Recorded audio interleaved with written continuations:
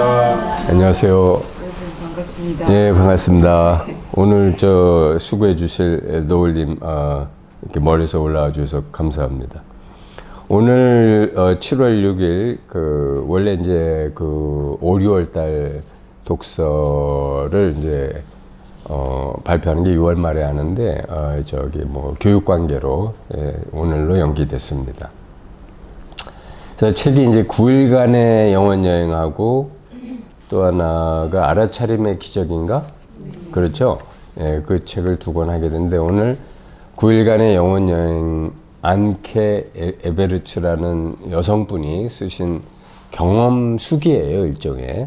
예, 그거에 대해서 노을님이 먼저 이렇게 독후감 작성하셨다니까 그걸 발표를 해주시고 그 다음에 그러니까 책을 내용을 이렇게 압축해서 설명하는 얘기보다는 이제 그 사람이 강조하는 왜냐면 대부분 책을 읽어보셨을 테니까 강조하는 얘기와 또 노을님께서 읽고 나서 어떤 소감이나 또 체험이 있으셨는지 그걸 중심으로 부탁드리겠습니다. 처음이라서 제가 좀 많이 천천히. 괜찮아요. 목소리도 그렇고. 네, 괜찮습니다. 제가 이제 이 책을 처음 보니까요. 이게 이제 책이 이제 수기인데도 불구하고 처음 이렇게 제가 책을 처음 시작할 때는 현실감이 너무 떨어져가지고 이게 소설인 것 같은 느낌. 판타지다. 예. 그럴 수 있어요. 받았어요. 근데 이제 이 불이 붙는 그 순간부터 9일간의 어떤 임사 체험이라고 하는 게 제가 이제 흔히 보진 못했던 그런 어떤 내용들이라서 더군다나 이제 우리 피올라에 제가 이제 입문을 했기 때문에 이나마라도 이해를 할 수가 있었지 않았나 하는 생각을 했고요. 그 다음에 또 다르게 말하자면 피올라에서 이제 우리 교장선생님 가르침하고 그 다음에 여기 내용에서 이렇게 이야기하는 전체 주제가 너무 일치하는 부분이 많아가지고 저로서는 너무 기쁘고 또 반갑습니다. 예. 그래서 이 이야기가 전체적으로 이제 네 부분으로 크게 나누어지는데 제가 이렇게 주목한 부분은 두 번째 단락, 그러니까 9일간의 임사체험 일정 그거 자체가 굉장히 중요한 부분이라는 생각이 들었습니다. 그래서 이제 특히 그 중에서 빛의 존재라고 하는 이 어떤 빛의 존재의 어떤 본질이 무엇일까 처음에는 그걸 갖다가 계속 따라갔거든요. 근데 이제 따라가다 보니까 이게 이 빛의 존재라고 하는 게 바로 이제 이 화자의 인도자이면서 또 이 책 전체의 근간을 이루는 이 세상의 모든 어떤 근원이다라는 생각을 제가 했습니다. 그래서 빛의 동행자. 예. 그래서 이 빛의 존재가 바로 화자의 일부이자 또 전부이며 또 이 세상의 어떤 근원을 이루는 우리가 말하는 건 참나의 어떤 그런 모습이 아닌가 하는 생각을 했고요. 그 다음에는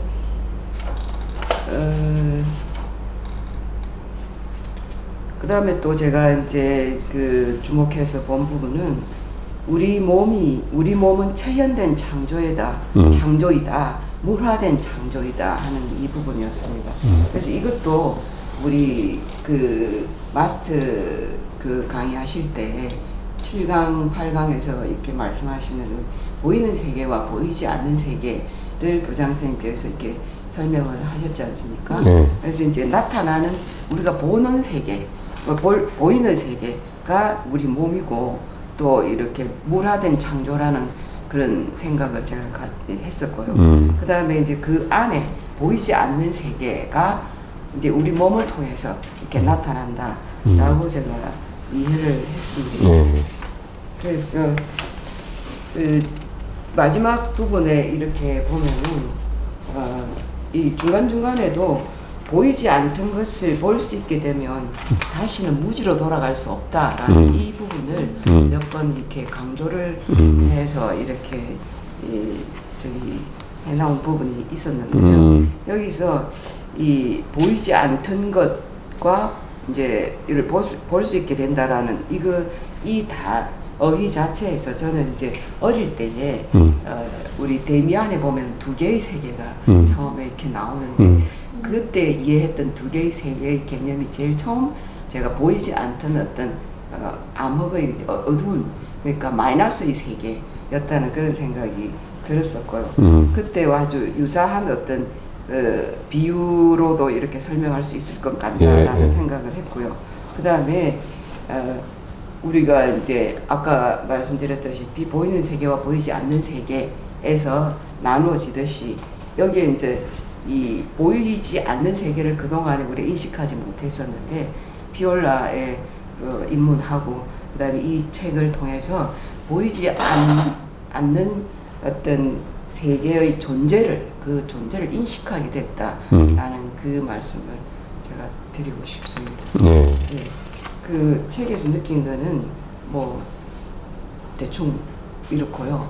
그래서 이제 교장선생님 뭐 특별히 이렇게 이 책에서 뭐 흥미로운 그 뭐 어떤 이 사건이라든가 뭐 그럴 수 있나라든가 뭐 이렇게 좀 호기심을 그런 게 이제 아까 제가 말씀드린 대로 그 빛의 존재에 대한 이해는 제가 바로 했는 건가 하는 교장선생님 확인을 좀 듣고 싶었고요. 네. 질문을 쭉 말씀을 드리고 나중에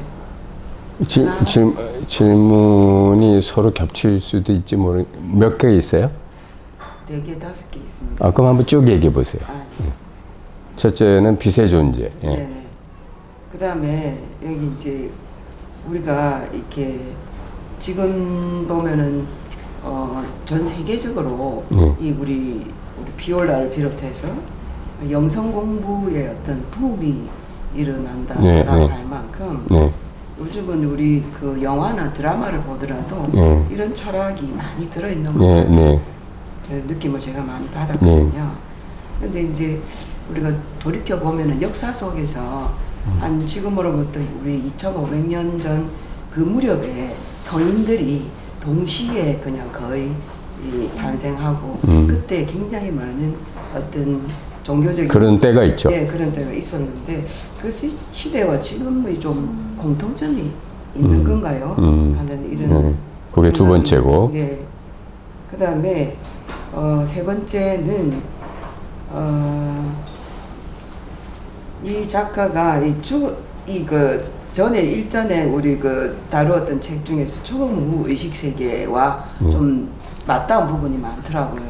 예, 그래서 여기에서도 같이 공통적으로 이야기되는 부분이 이번 생에 태어나기 전에 내 인생을 위한 상당히 정교한 계획과 전략을 짰다라는 부분이 거기 나오더라고요. 이 저자가. 예.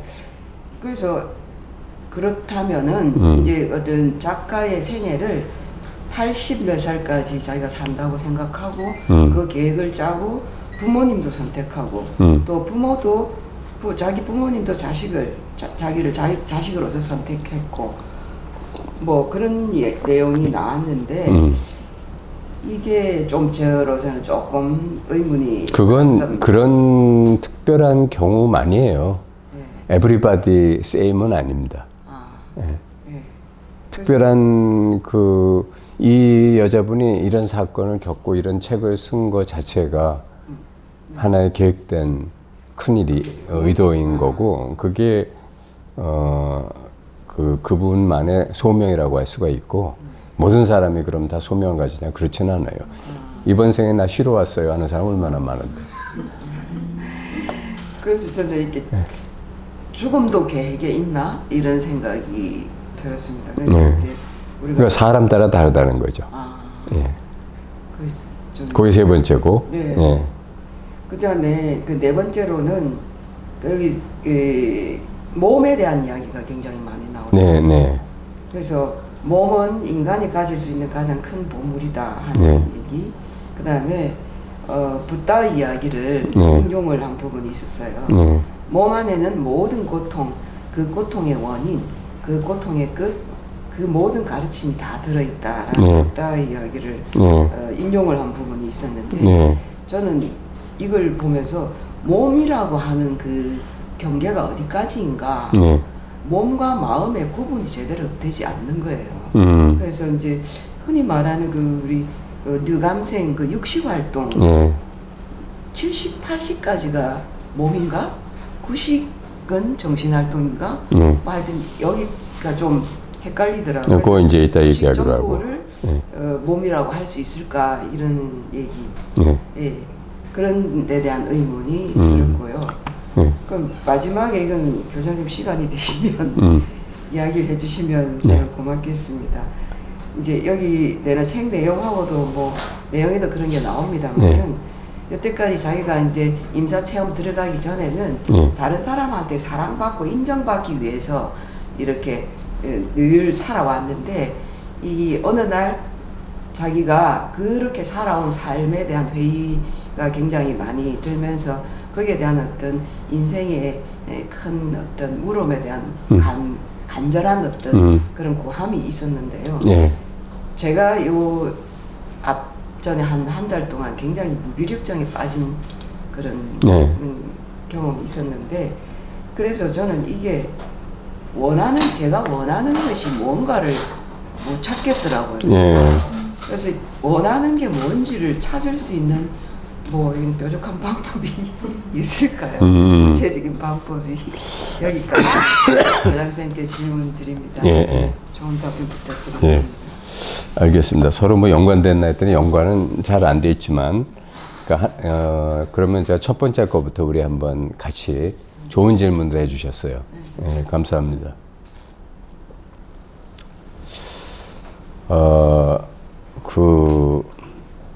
첫 번째가 이제 빛의 동행자, 빛의 동반자, 뭐 빛의 존재라고 이제 여러분이 했는데, 자, 여러분이 아시다시피 빛이라는 거에도 뭐 레이저 무기로까지 쓰는 빛도 있고, 그런가 하면 여러분이 정말 너무나 황홀했던 옛날 어떤 아름다웠던 때를 생각하면 은은하게 정말 품어주는 그 어떤 알지 못할 빛도 아닌 것이 뭐 그렇다고 아니라고 할 수도 없는 것이 뭐 이런 빛도 있고, 또 어떤 때는 뭐 이렇게 막 강렬한 그런 빛, 마음속에 빛도 있는가 하면 뭐 예컨대 첫눈에 눈에서 불꽃이 튄다 이런 것도 빛이고, 뭐 적을 만났을 때 저 증오심의 빛도 있을 수 있고, 이 빛이라는 말이 굉장히 사실은 다양한 그 내용을 포함하는데, 우리는 빛이라고 하면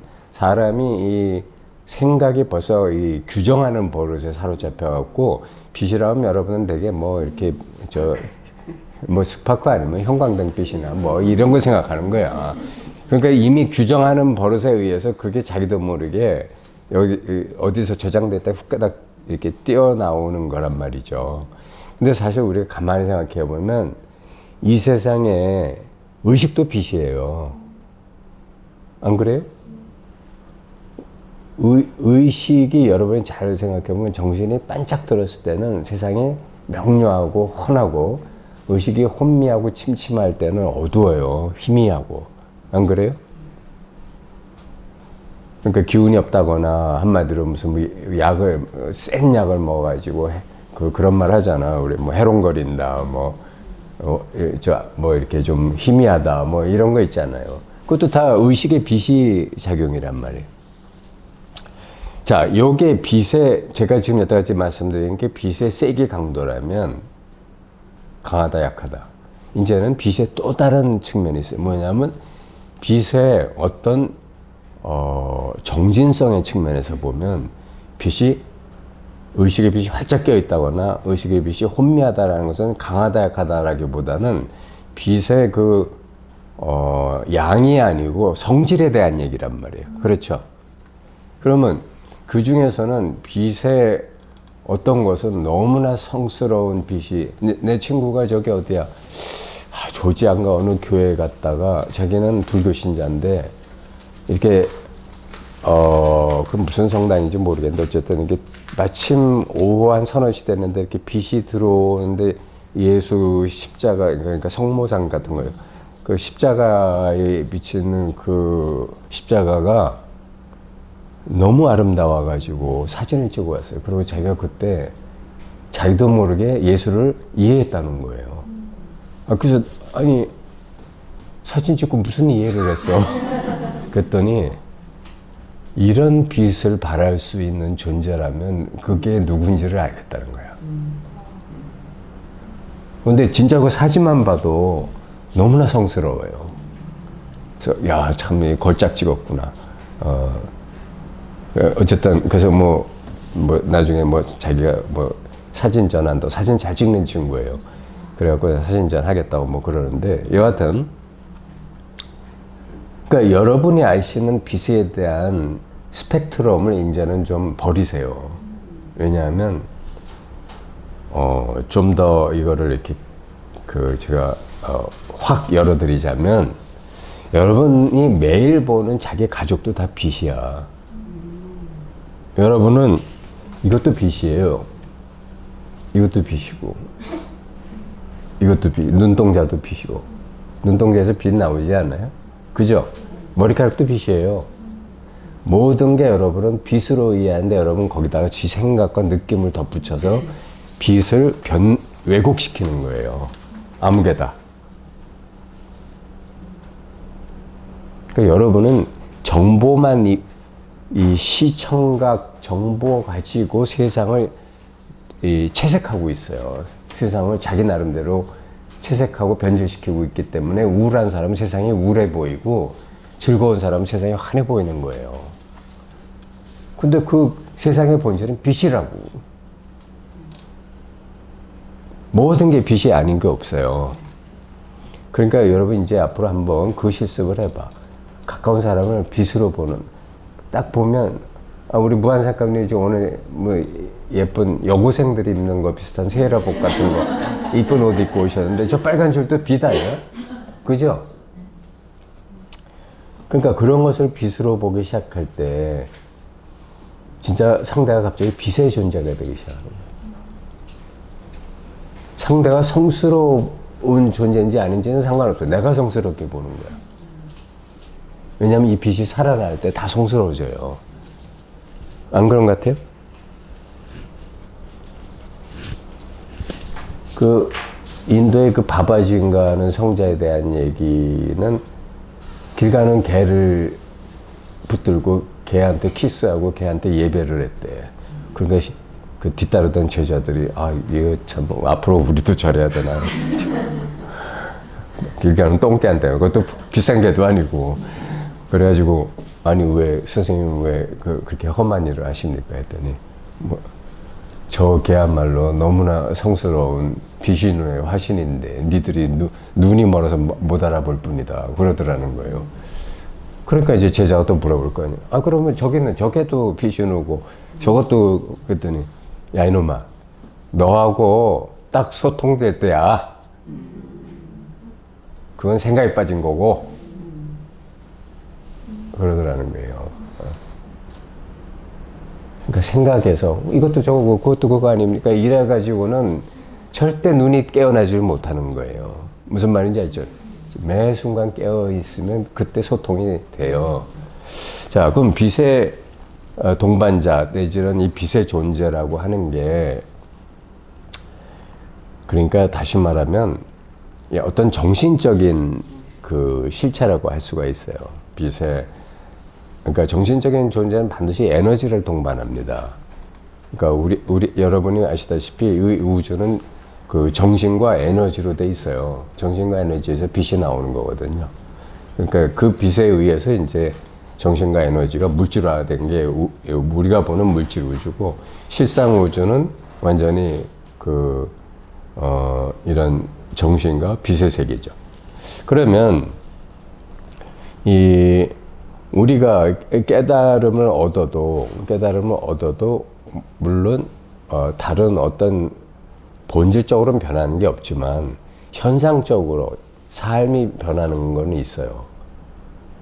본질이야 여러분 다 뭐 생명 의식으로서 뭐 예전부터 중생살이나 부처나 다 똑같지만 현상으로서는 삶이 다르게 체험되기 시작한다는 거예요.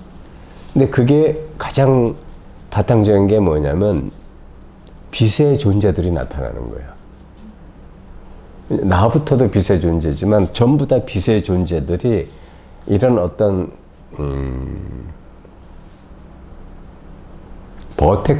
보텍스란 말이 있어요. 보텍스라고 나중에 핸드폰에 이렇게 두들겨서 찾아보세요. 보텍스가 뭐냐면 이게 저 물리학 용어예요. 물리학 용어인데 양자 물리학 용어인가 그런데 뭐냐면 모든 힘이 일시적으로 순간적으로 하나로 모여서 에너지 힘 하나로 모여서 자기를 물질을 통해서 드러내는 현상을 보텍스라고 그래요.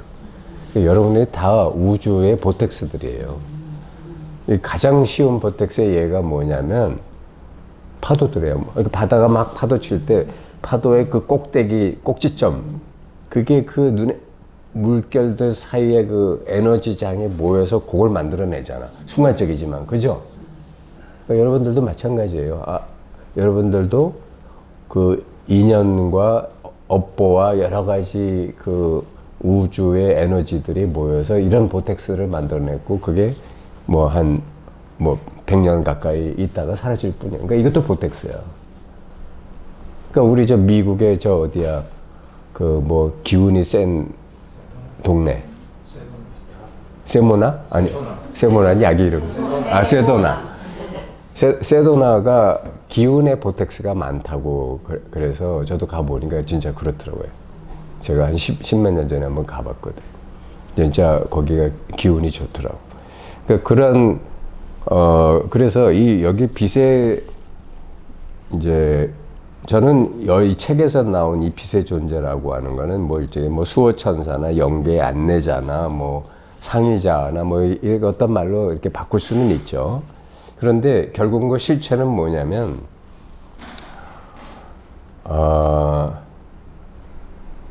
실체는 이제 여러분하고 어떤 형태로든 아마 저는 요 다음에 제가 몸을 벗었고 나면 이런 짓 하고 있을 거예요.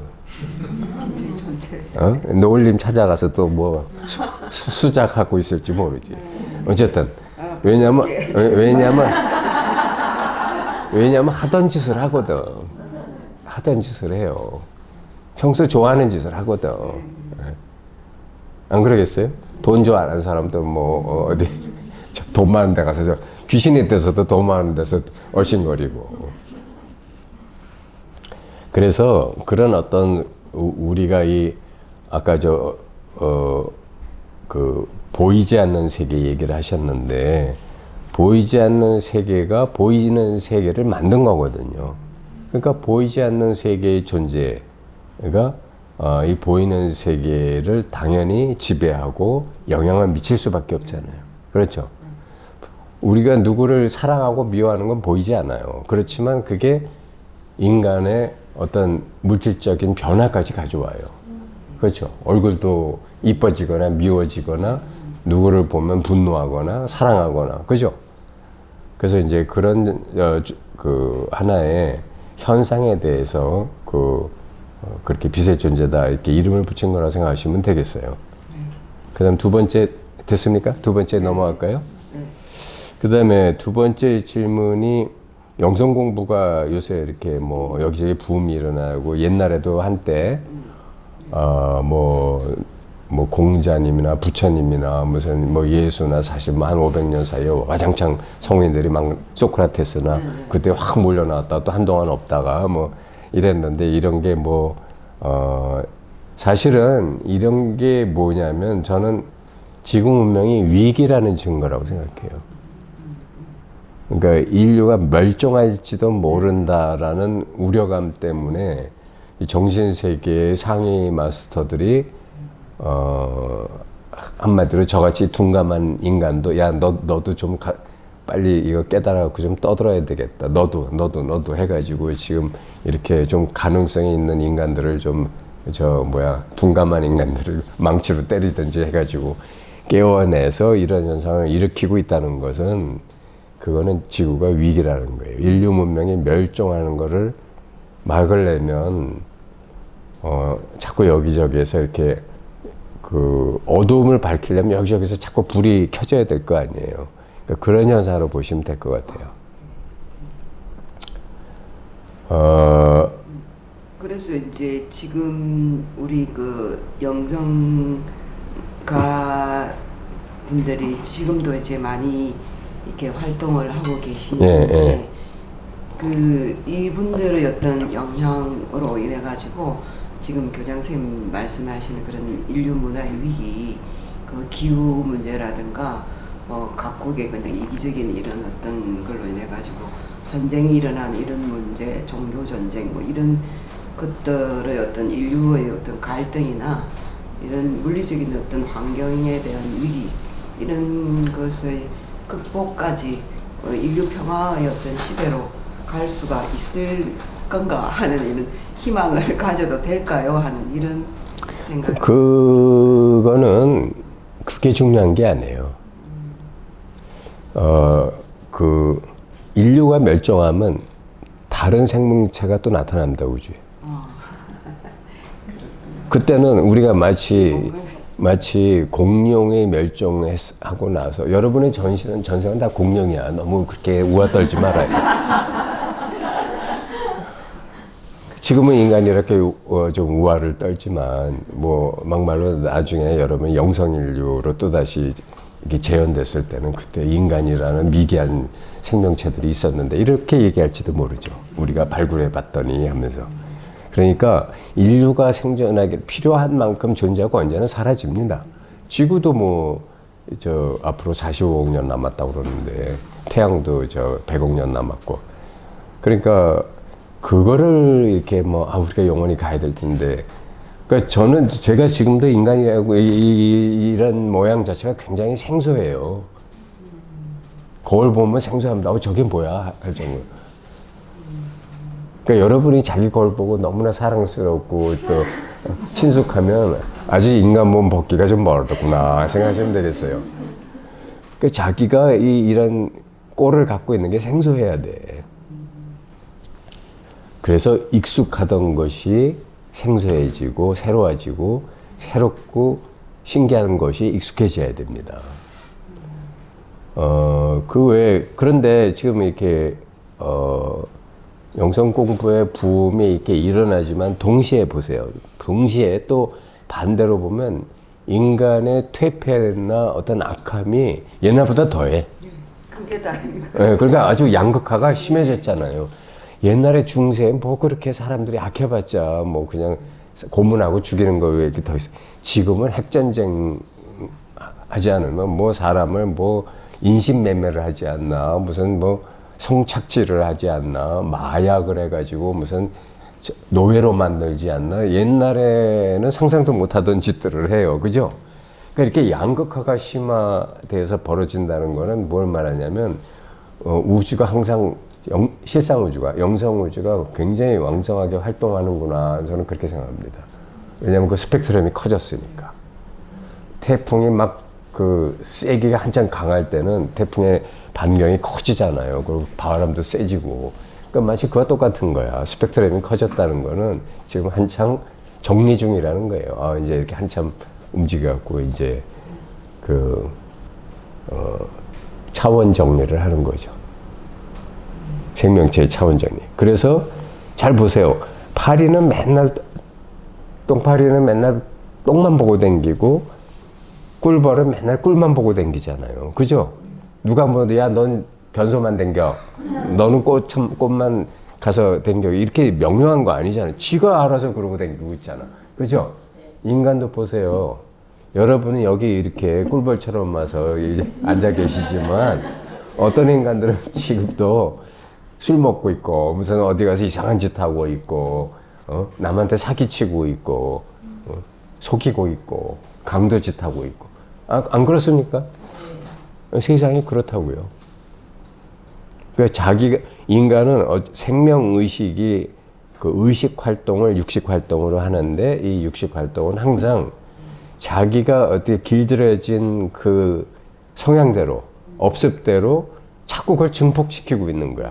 그러니까 이거를 뭐라고 할까 이렇게 좀 회광반조를 해서 이거를 자기가 뭐 기독교식으로 말하면 회개하고 반성해서 아 내가 정말 이 맑은 정신 그리고 또 아름다운 영혼으로 거듭나야 되겠다 이런 생각하면 얼마나 좋겠어요. 그런데 이제 그런데 오염된 사람들은 제가 하는 말이 이해가 안 돼. 그리고 그래서 너 뭐가 좋은데 하고 나한테 물어봐. 깨달아서 뭐가 좋. 내 친구 중에 맨날 좀 친구분이 굉장히 재밌는 친구가 있어요. 그 좌우명이 뭐냐면 막 살자.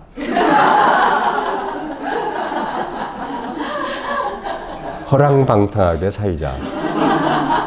뭐 인생 뭐 있나? 즐기다 가자. 뭐 이제 이런 말 뭐지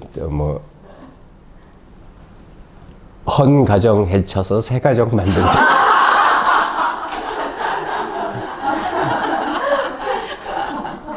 뭐 어쨌든 우리들이 보면 정말 배꼽 잡는 얘기들을.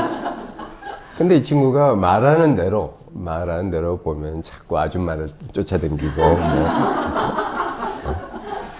근데 저는 저 대학 동창이라 안 만날 수는 없어요. 동창 모임 하면 또 만나고 하니까. 여하튼 그래서 이게 지구 문명의 정신 문명이 이렇게 양극화되는 시대에 여러분들은 마침 이렇게 좋은 방향으로 이렇게 방향을 트셨으니까 이 공부에 좀 더 매진을 하시면 앞으로 여러분의 삶은 정말 꽃길만 걷게 되실 거예요. 네. 예, 본인이 하게 되는 거예요. 그죠? 감사합니다. 예. 네. 자, 세 번째 질문.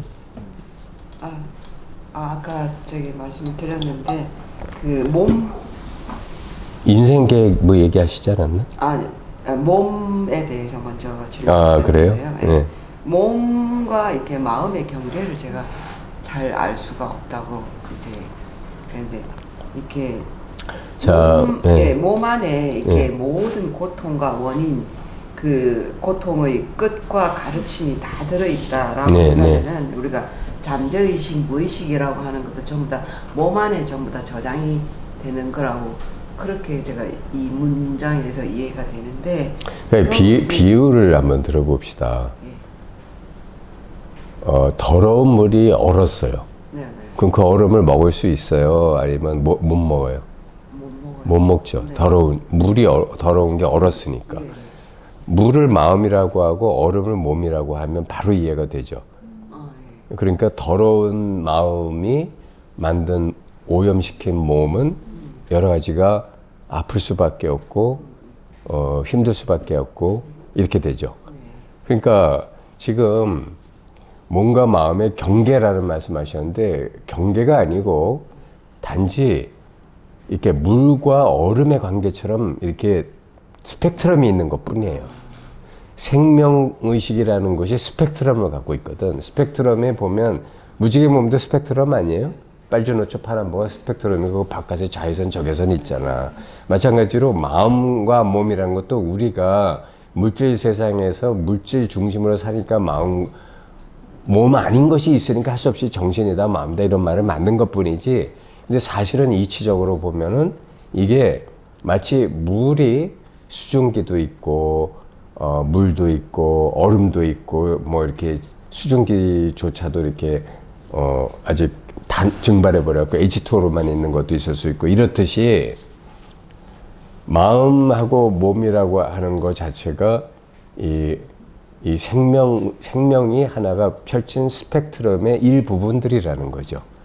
그러니까 경계를 굳이 따진다면 이렇게 막 무슨 만지고 뭐 눈에 보이고 하면 몸이고 뭐 그렇지 안 만져지고 보이지 않으면 마음이다 이렇게 말하면 되겠지만 그건 굉장히 좀 단순 무식한 경계 방법이고 사실은 몸과 마음이 둘이 아니다 이런 말도 있잖아요. 그럼 왜 둘이 아니냐면 아까 말한 그 말씀처럼 더러운 물은 더러운 물 만들고 깨끗한 물은 깨끗한 물 만들어요. 그렇죠? 깨끗한 얼음 만들어요. 그래서 우리가 이렇게 커피나 뭐 차에다가 깨끗한 얼음 넣어가지고 여름에는 그거 마시는 이유가 물이 녹아서 얼음 되니까 그러는 거 아니겠어요? 안 녹으면 그걸 왜 그 짓을 왜 해? 그렇죠? 그러니까 그건 뭘 말하는 거예요? 둘이 경계가 없다라는 얘기지. 조건 따라 그렇게 변했을 뿐이니까. 예. 그런데 이제 이 얘기는 잠깐 좀 하고 넘어갔습니다. 여러분이 이제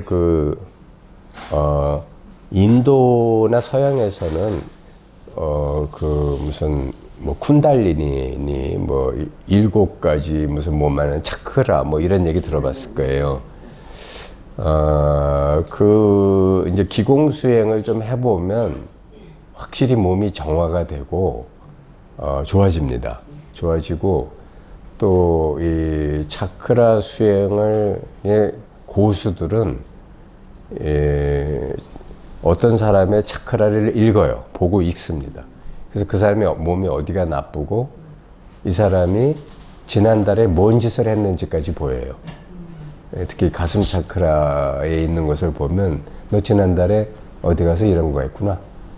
이게 이렇게 어떤 일루전으로 보인다는데 그래요. 미국 어떤 동영상에서 봤는데 그 사람은 차크라를 읽는 여자가 있더라고. 그러니까 그 정도 된다면 뭐 한 30년 차크라 수행을 했다 그러는데 여하튼 그 정도 되면 차크라를 읽고 이 차크라라는 게 뭐냐면 우리 무지개 몸에서 기운체가 있잖아요. 기운체가 그 위에 상념체 있죠. 기운체가 상념체를 영향을 받아서 그 기운이 몸에다가 자기의 흔적을 각인시켜요. 그러니까 이게 바로 뭘 말하냐면 몸 자체가 이 무지개 몸 전체가 둘이 아니라는 거야. 상념은 정신에서 나오잖아요. 그러니까 정신적으로 쇼크를 받았으면 부정적인 상념이 생기고 그것이 부정적인 기운을 만들어서 여기에 어떤 뭔가를 각인시키고 자기가 가슴앓이를 해.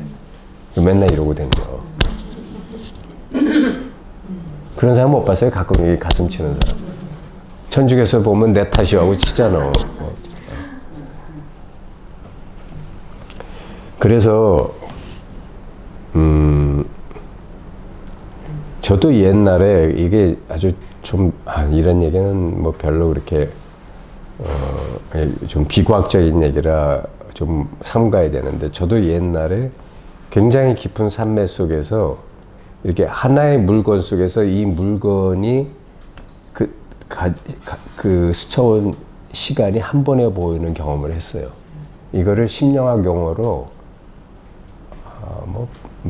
뭐 하는 말이 있어요. 내가 까먹었네. 너무나 신기했어요. 그러니까 한 수백 수천 년 역사가 한 번에 딱 진짜 확 지나가는데 그게 쫙 보이는 거야. 이 물건 속에서. 돌멩이였어요. 아주 아름다운 돌멩이였는데 근데 이게 누가 이렇게 보석처럼 보관하는 돌멩이였어요. 그러니까 그것도 마치 몸이 간직한 정신인 거야. 여러분 돌멩이에 무슨 의식이 있어요? 뭐 그렇게 하실 거야. 천만에.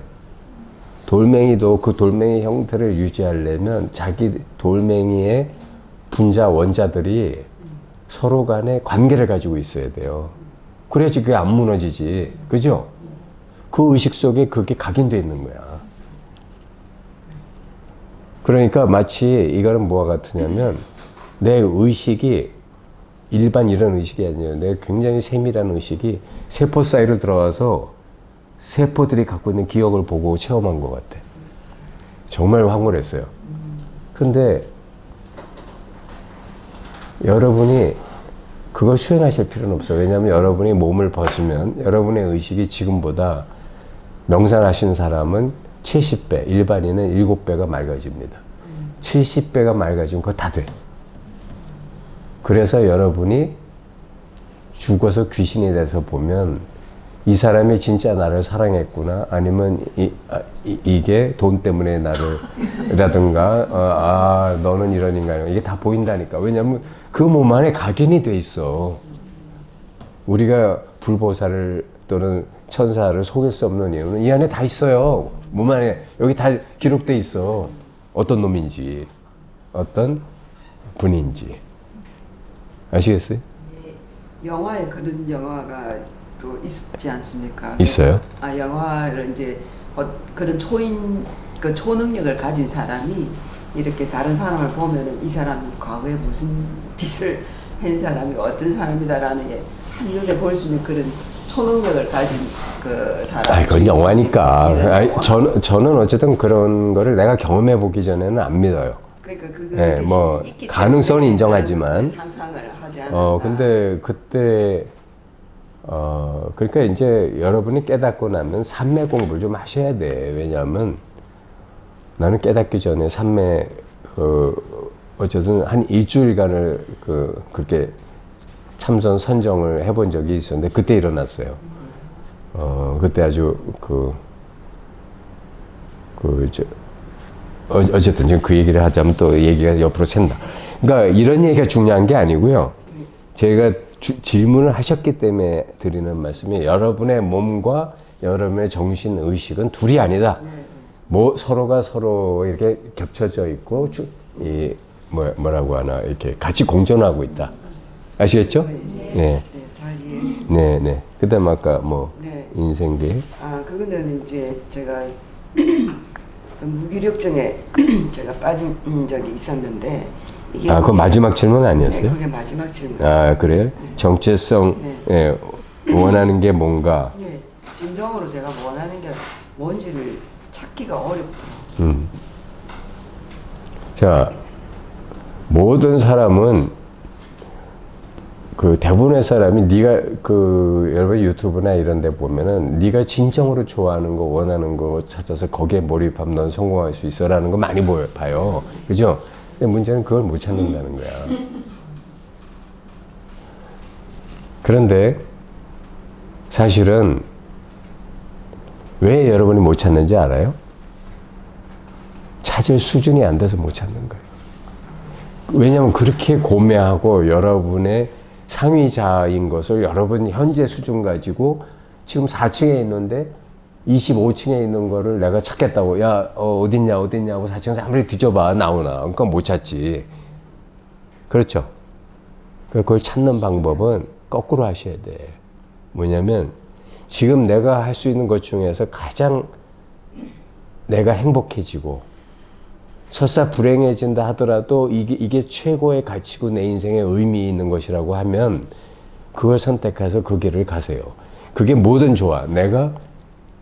나는 이 나머지 인생을 너무나 행복하고 즐겁게 살고 싶어 하면 행복하고 나를 가장 즐겁게 해주는 걸 골라서 그 길을 가시면 돼. 그림을 그리든 댄스를 하든 무슨 스포츠를 하든 하늘에서 뛰어내리든 그 일을 전념하시라고. 왜냐하면 모든 일은 그 뒤에 다음 기착한이 있어요. 다음을 보여준다고. 거기에 미치면. 그러니까 한번 몰입을 해봐요. 몰입을 하지 않기 때문에 모르겠는데요. 못 찾겠는데요. 자꾸 이런 말 하는 거예요. 그러니까 이제 우리가 실패하지 않기 위해서 몰입하기 전에. 아니, 실패를 해야 돼. 왜 실패를 두려워하는 거야? 실패를 통해서 성장하고 배우고 조금씩 방향 틀면 되는 거지. 이 산이 아닌가 봐 하면 어때? 네? 그래서 쟤 누구지?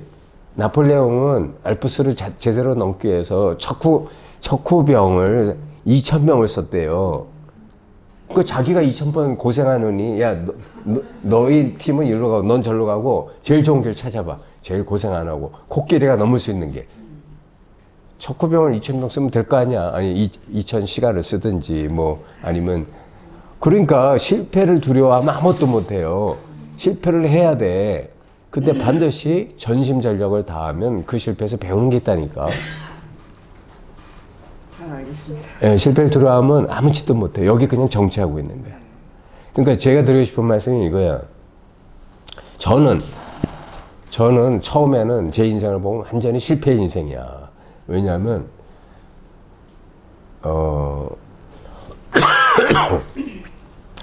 제가 이제 중학교 2학년 때까지는 공부를 굉장히 잘했어요. 전교에서 1등만 했어요. 그래갖고 우리 담임 선생님이 너는 요담에 그걸 뻔하잖아. 판검사 아니면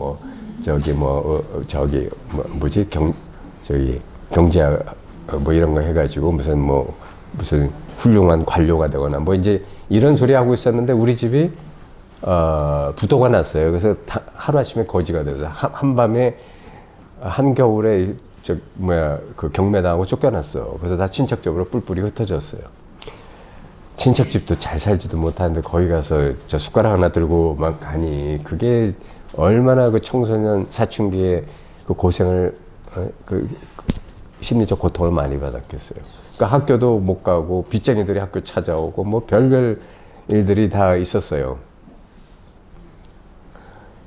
이제 저희 집안사 얘기를 하자면 더 깁니다. 뭐 어쨌든 그렇게 고생을 하다 보니까 이제는 공부가 싫어졌어요. 왜 공부가 싫어졌냐면 그 공부하는 게 중요한 게 아니고 돈을 벌어야 되는구나. 그래갖고 근데 또 저희 어머니가 또 워낙 굉장히 그때만 도 심약한 분이셔가지고 그냥 울기만 하지 아무것도 못 하시는 거야.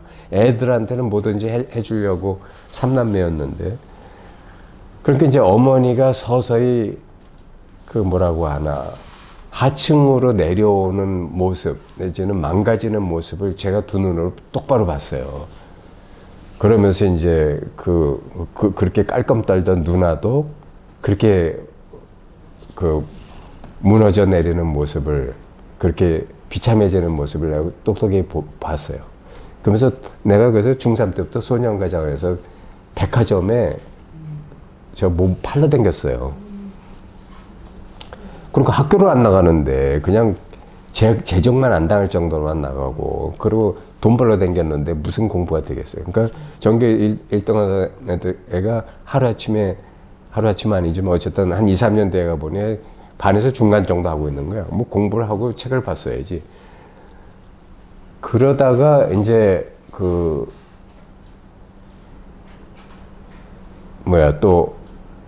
누님이 그래서 누님도 공부를 잘했는데 교대를 들어갔어요. 우선 당장 먹고 사는 게 급하니까. 그래서 이제 겨우 하루 세 끼 먹게 되니까 이제 그때 다시 관심이 어디로 갔냐면 도대체 인생에 뭔데 날 이렇게 고생시키나. 저는 그때 한겨울에는 물찌개를 졌어요. 왜냐하면 겨울에는 그 백화점에서 뭐 팔러 들어온 애들은 못 들어오게 해요. 그 왜 그런지 몰라. 여름에는 놔두는데 겨울엔 그렇게 하더라고. 근데 겨울에 얼음길에 물찌개 지고 넘어지면 어떻게 될까요? 그래서 그때 발목 빈 게 지금까지도 정상이 안 돼요. 여하튼 뭐 그러면서 내가 관심사가 자꾸 달라진 거야. 처음에 공부였다가 그 다음에 돈이었다가 그 다음에 인생 개똥철학을 하기 시작한 거야. 야, 인생은 왜 이렇게 괴로운가. 그러다가 또 그래서 이제 대학에 들어가가지고 이제 여러분 아시다시피 저는 미술대학을 갔어요. 왜냐하면 그때 내가 다시 공부를 시작해갖고 뭐 법대나 뭐 상대나 선생님이 원하는 이런 대학 가려면은 목표치가 서울대는 아니었어. 그런데 우리 담임 선생님 그때 어쨌든 미술 교사셨기 때문에. 근데 이분 친구가 또 서울대 미학과 교수셨어. 그래갖고 그분까지 데려오셔갖고 나를 설득한 거예요. 그러니까 서울대 교수님이 오셔갖고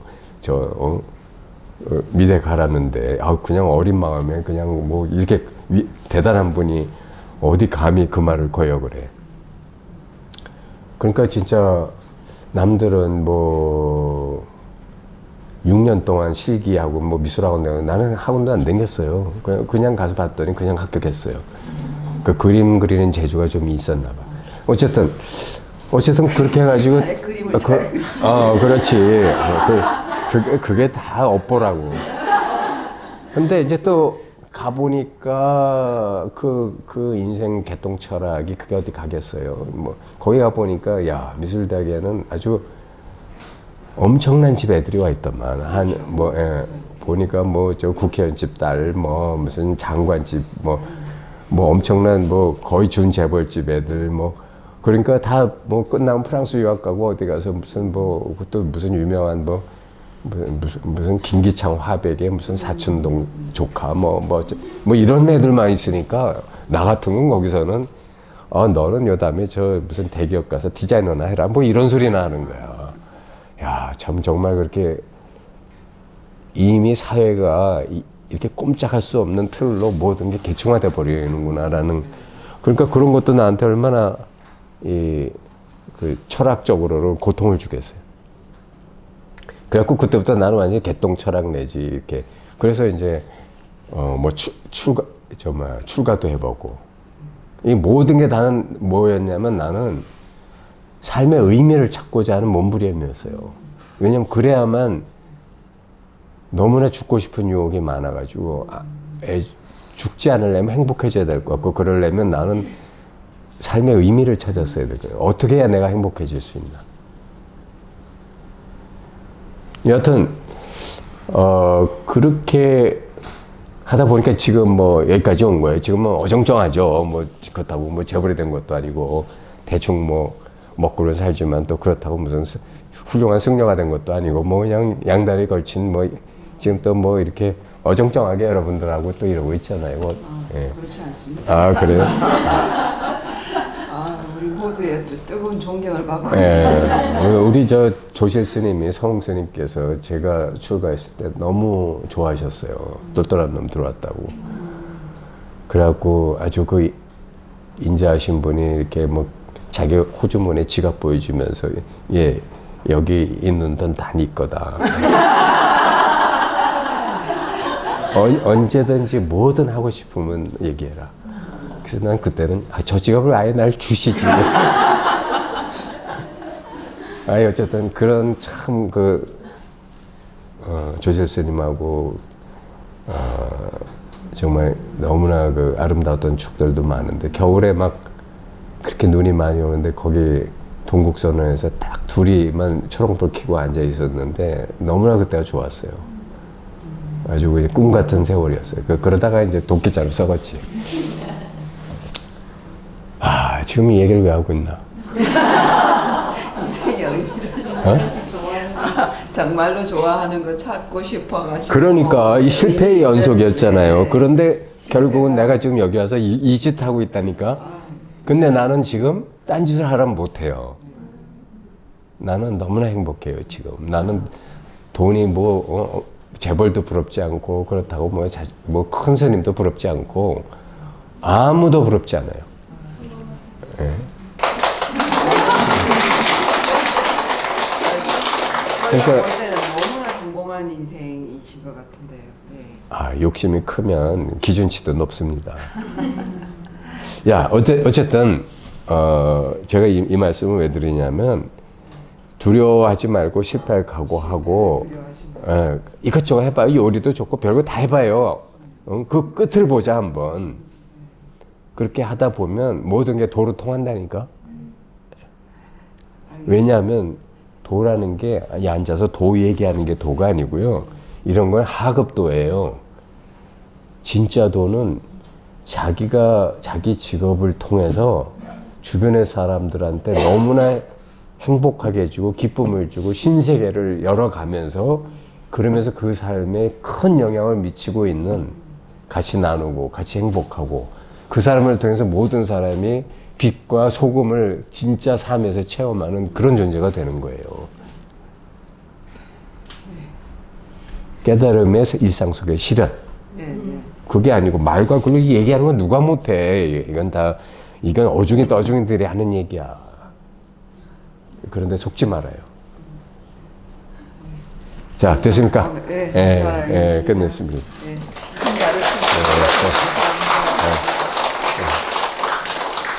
수고하셨어요. 네, 자, 10분 쉬고 2부 시작합시다. 반갑습니다. 오늘은 나로님 모시고 두 번째 시간인데요. 아남 툭텐 스님이 쓰신 알아차림의 기적이라는 책에 대해서 독후감을 나누고 또 이렇게 서로 의문점이나 공통점을 한번 교감해 보겠습니다. 특히 이 책은 제가 이렇게 보면은 우리 프리즘에서 선택하는 책들이 다 그래도 나름대로 고민해서 고른 책들이지만 그 책 중에서도 정말 1년에 한 권 나올까 말까 하는 아주 참 좋은 책이었어요. 예. 그래서 좋은 책 독후감을 이렇게 나누게 돼서 저도 참 행복합니다. 자, 말씀해 주시길. 네, 감사합니다. 예, 저는 이제 후기로 마스터한 지가 2달 됐거든요. 이게 이제 마스터 보림반에 이제 6월달 책으로 이 책이 올라왔어요. 그래서 이제 국기 중에 하면 좋겠다고 올라왔는데 하루를 기다려보고 이제 그리고 제가 하겠다고 했는데 저는 이분의 책이 올라왔을 때 가슴이 너무너무 뛰었어요. 뛴 이유가 이제 저는 이분의 학생이기도 했고요. 그래서 이분과 코로나 시대 때 쨘 수행을 했었어요. 쨘은 그냥 혼자 하는 것보다 스승이 계속 이렇게 막 북치주고 막 대퇴골 나팔 불고 어제 내가 말한 죄수익? 예. 그랬구나. 그래서 이제 1시간 정도 걸리는데 이게 또 요일별로 또 공략 올리는 색깔에 따라 또 좀 다르거든요. 그래서 이제 여러 죄 전통이 있지만 이분은 쨘 수행으로 굉장히 유명하신 분이고요. 그리고 이제 족첸 수행으로 유명하신 분이라 이제 이분과 23년도에 안거를 23년도 3월달에 이제 오셨을 때 족첸 수행 같이 하면서 제가 이제 이분을 뵀을 때 너무 이렇게 같은 공간에 있으면 엄청나게 평화로워요. 교장 선생님도 아주 기쁘고 화나고 참 좋긴 한데요. 유쾌하시고 그분은 굉장히 평화로워요. 그래서 맨 처음에 줌으로 그분을 뵀는데 미국에서 줌으로 이렇게 동시에 전 세계에서 같이 했는데 전 줌으로만 봐도 너무너무 평화로워서 그분이 한국에 오셨을 때 여기저기를 같이 따라다녔고 또 이분이 23년도 한국에 오셨을 때 제주 4.3 제주 지역에 가서 학살당한 동굴과 그분들의 유적지를 다 다니면서 위로해주는 명상을 같이 진행해 주시기도 하셨어요. 그래서 이제 저는 이분이 너무 평화로웠고 그리고 이제 저도 잘 모르지만 이분과 같이 족첸 수행하면서 너무 시원했고 너무 통쾌하고 너무 시원했어요. 저희 세계 족첸. 그리고 한국의 선과 거의 같다는 말씀을 제가 그때 들었고요. 그리고 이제 이분은 한국과 인연이 많으셨고 한국을 굉장히 좋아하셨어요. 그래서 지난 23년도 안거 때 선생님께서 한국이 너무 좋다, 너무 똑똑하다. 그리고 쨘 수행을 한국에서 처음 했었는데 자기가 세상에 처음 했었는데 한국인들이 너무 잘 받아들이고 수행하는데 깜짝 놀랐다. 한국이 잠재 시기에 파동이 만만치 않은 나라거든. 그래서 선생님께서 다음 생에 이분은 림포체시라 계속 환생하시는 분이신데 다음 생에 한국에 태어나고 싶다고 말씀하시고 그때 헤어졌었어요. 그래서 그런 분의 책이 올라와서 너무 가슴이 뛰었고요. 네.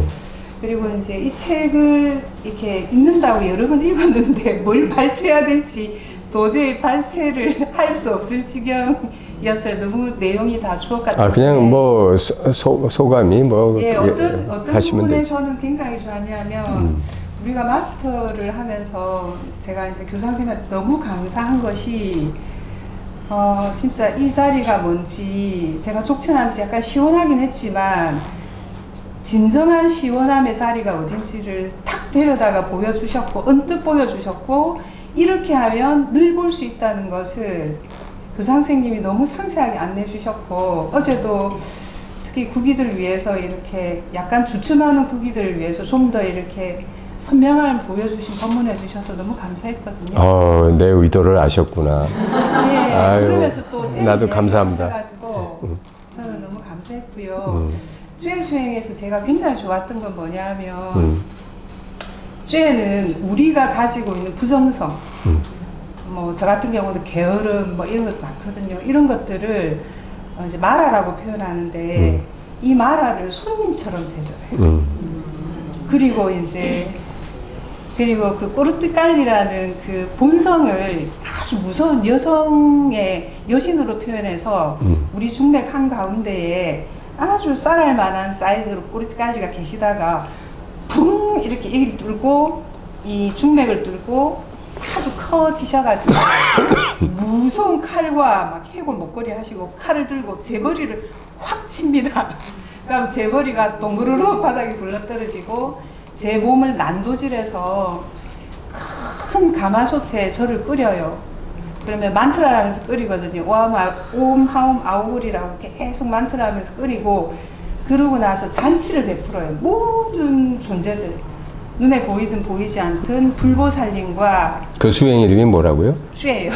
아니 그 뭐 이렇게 목 치고 그게 이제 아남투텐이 지도하시는 그 직매림바의 그 다키니 그러니까 총칭은 쇠인데 예, 그 쇠 안에 그 순서예요. 순서가 있어요. 순서로. 반야신경 외우고 그 다음에 그 바즈라 유기니가 막 그 지구의 그 대륙에서 사방에서 막 춤을 춥니다. 막 무시무시한 그 모양을 하고 사방으로, 그게 이제 요가에서는 릴라라 그러는데 그 우주적 춤을 막 추고, 그리고 나서 이제 제 안에 이 중맥에서 이제 이 나와서 막 저를 난도질하고 그걸 끓여서, 그걸 끓이면 그게 넥타가 돼요. 너무너무 그걸 맛보기만 하면 모든 병자는 낫게 되고 마라조차도 굉장히 환해지고 밝아지는 보살이 되는, 그래서 이제 모든 존재들을 초청합니다.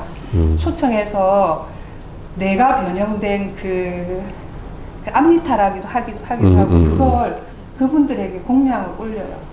그러면 그분들이 그걸 드시고 너무 흡족해 하시고 기뻐하시고, 모두가 다 그 대생명 속으로 녹아드는 거를 이제 상상을 하고, 그리고 나서 이제 온마디 반명하고 딸을 뒀다니까 이제 만트라하고, 그리고 우리 모두가 이제 천신과 다키니가 된 거라고 생각하고 이게 마치는 게 쬐수행이거든요. 그래서 이제 저는 이 수행을 이 선생님하고 계속 하면서 너무 제가 놀랬던 건, 우리는 보통 우리가 싫어하는 부정성을 제거하려고 하잖아요.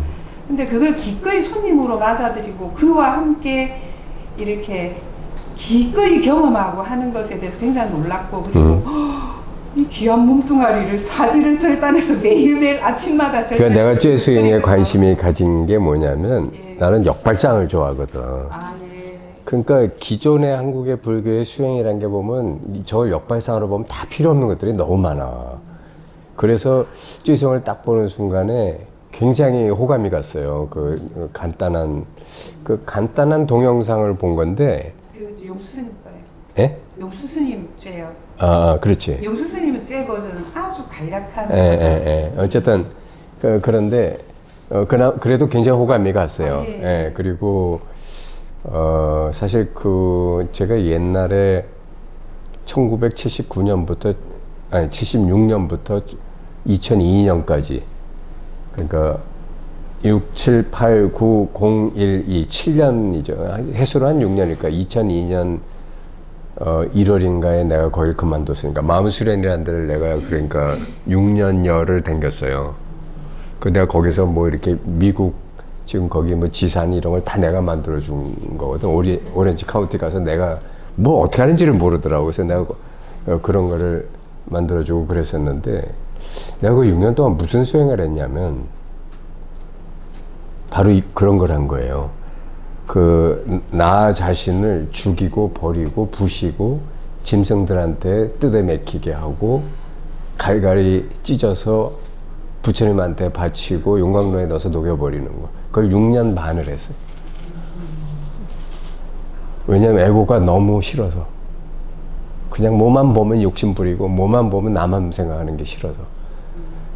그랬더니 그때 사이코패트리도 그때 처음 한 거예요. 한 4년째. 그러니까 온갖 신기한 경험들이 다 나오고 막 저승세계도 보이고 그래.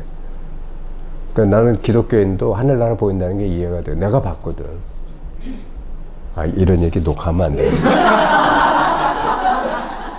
그러니까 나는 그런 거 뭐 윤회가 없다느니 뭐 그런 거 막 이렇게 쉽게 얘기하는 스님들이나 뭐 향봉스님 같은 분들 보면 공부가 안 됐구나.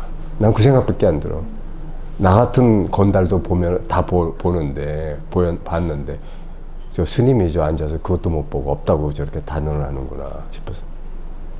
근데 어쨌든 그런 공부가 왜 중요하냐면, 나는 그건 사입입니다. 그게 정도란 얘기는 아닙니다. 근데 그게 왜 중요하냐면, 여러분이 제가 가르치는 이 방법으로 가서 이 지금 나루님처럼 바로 받아들이고 아 그렇구나 하고 알아차리는 거는 이분이 그만한 준비가 돼 있으신 분이에요. 그 지금 말씀하시는 거니까 그 수행도 많이 하셨네. 그렇지 않고 일반인들은 반드시 그렇게 사단이 나는 사람들이 많죠. 지금 보면 뭐 자꾸 딴소리하고 자기 에고 내세우고 그럴 수밖에 없어요. 나는 그게 이해가 돼.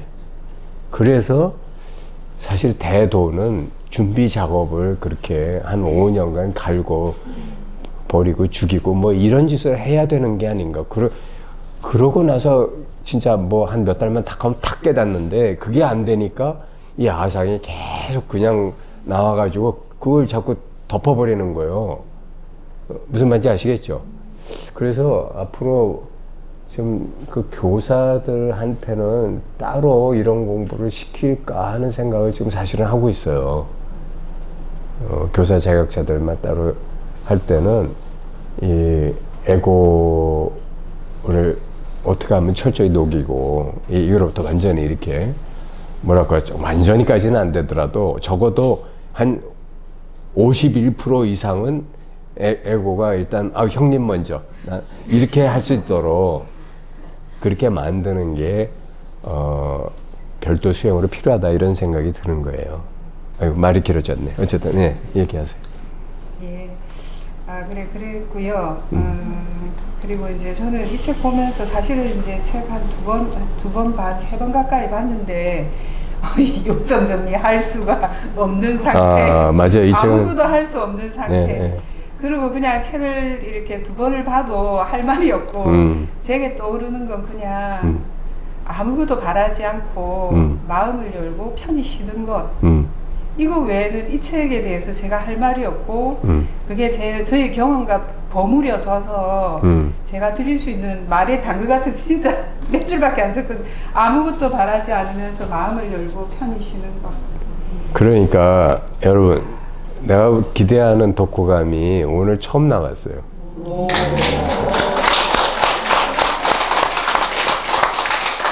여태까지 많은 독후감을 했지만 사실은 모든 책들이나 영성 도서들이 이러한 마음의 그 상태, 경지를 지향하고 있는 거거든요. 그러니까 긴 말이 필요 없는 거예요. 자꾸 생각으로 정리하니까 할 말이 많고 물어볼 것도 많은데 그냥 다 이렇게 편하고 좋지 무슨 뭔 일이 있어? 그냥 다 네가 소동 부린 거지, 네 생각이. 그러면 할 말도 없거든요. 그렇죠? 그래서 어쨌든 여러분 오늘 아주 개성 있는 독후감을 들어보겠습니다. 그래도 혹시 뭐 예. 하실 말씀이나 하시고 싶은 거 예. 이제 저는 요가하고 있는데요. 예. 제가 이거 보면서 계속 들었던 게 몇 가지인데 그것만 몇 가지 말씀드릴게요. 예. 아무것도 바라지 않는다는 것이 이제 요가의 주요 경전, 간디가 끼고 맨날 끼고 다니는 게 바가바드기타라는 경전이거든요. 거룩한 자의 노래라는 뜻인데 지난번에 우리 국기 마스터 그거 발표할 때 교장 선생님의 친구분이신가 조선일보 그분 선생님께서 선생님이 아르주나라고 표현하셨던데 네. 전 정말 공감했거든요. 그래서 거기 아르주나가 주인공이 경전이 있어요. 삶의 전쟁터에 나오는. 그래서 이제 그 마부인 크리슈나와 주고받는 이야기인데 거기서 제가 그 책에 대해서 늘 생각해보면 딱 두 개가 떠오르는데 하나가 결과를 바라지 않고 오직 행위하는 걸 요가라 하느니라는 말이 나오거든요. 그렇죠. 그리고 이제 그러니까 화살표지. 예, 성공과 실패를 하나로 볼 줄 아는 걸 요가라 하느니라. 이 두 개가 제게 이렇게 굉장히 마음에 남아 있는 구절이거든요. 그래서 늘 마음에 잘 새기고 있는데 성공과 실패는 왜 두 개가 아니고 하나일까요?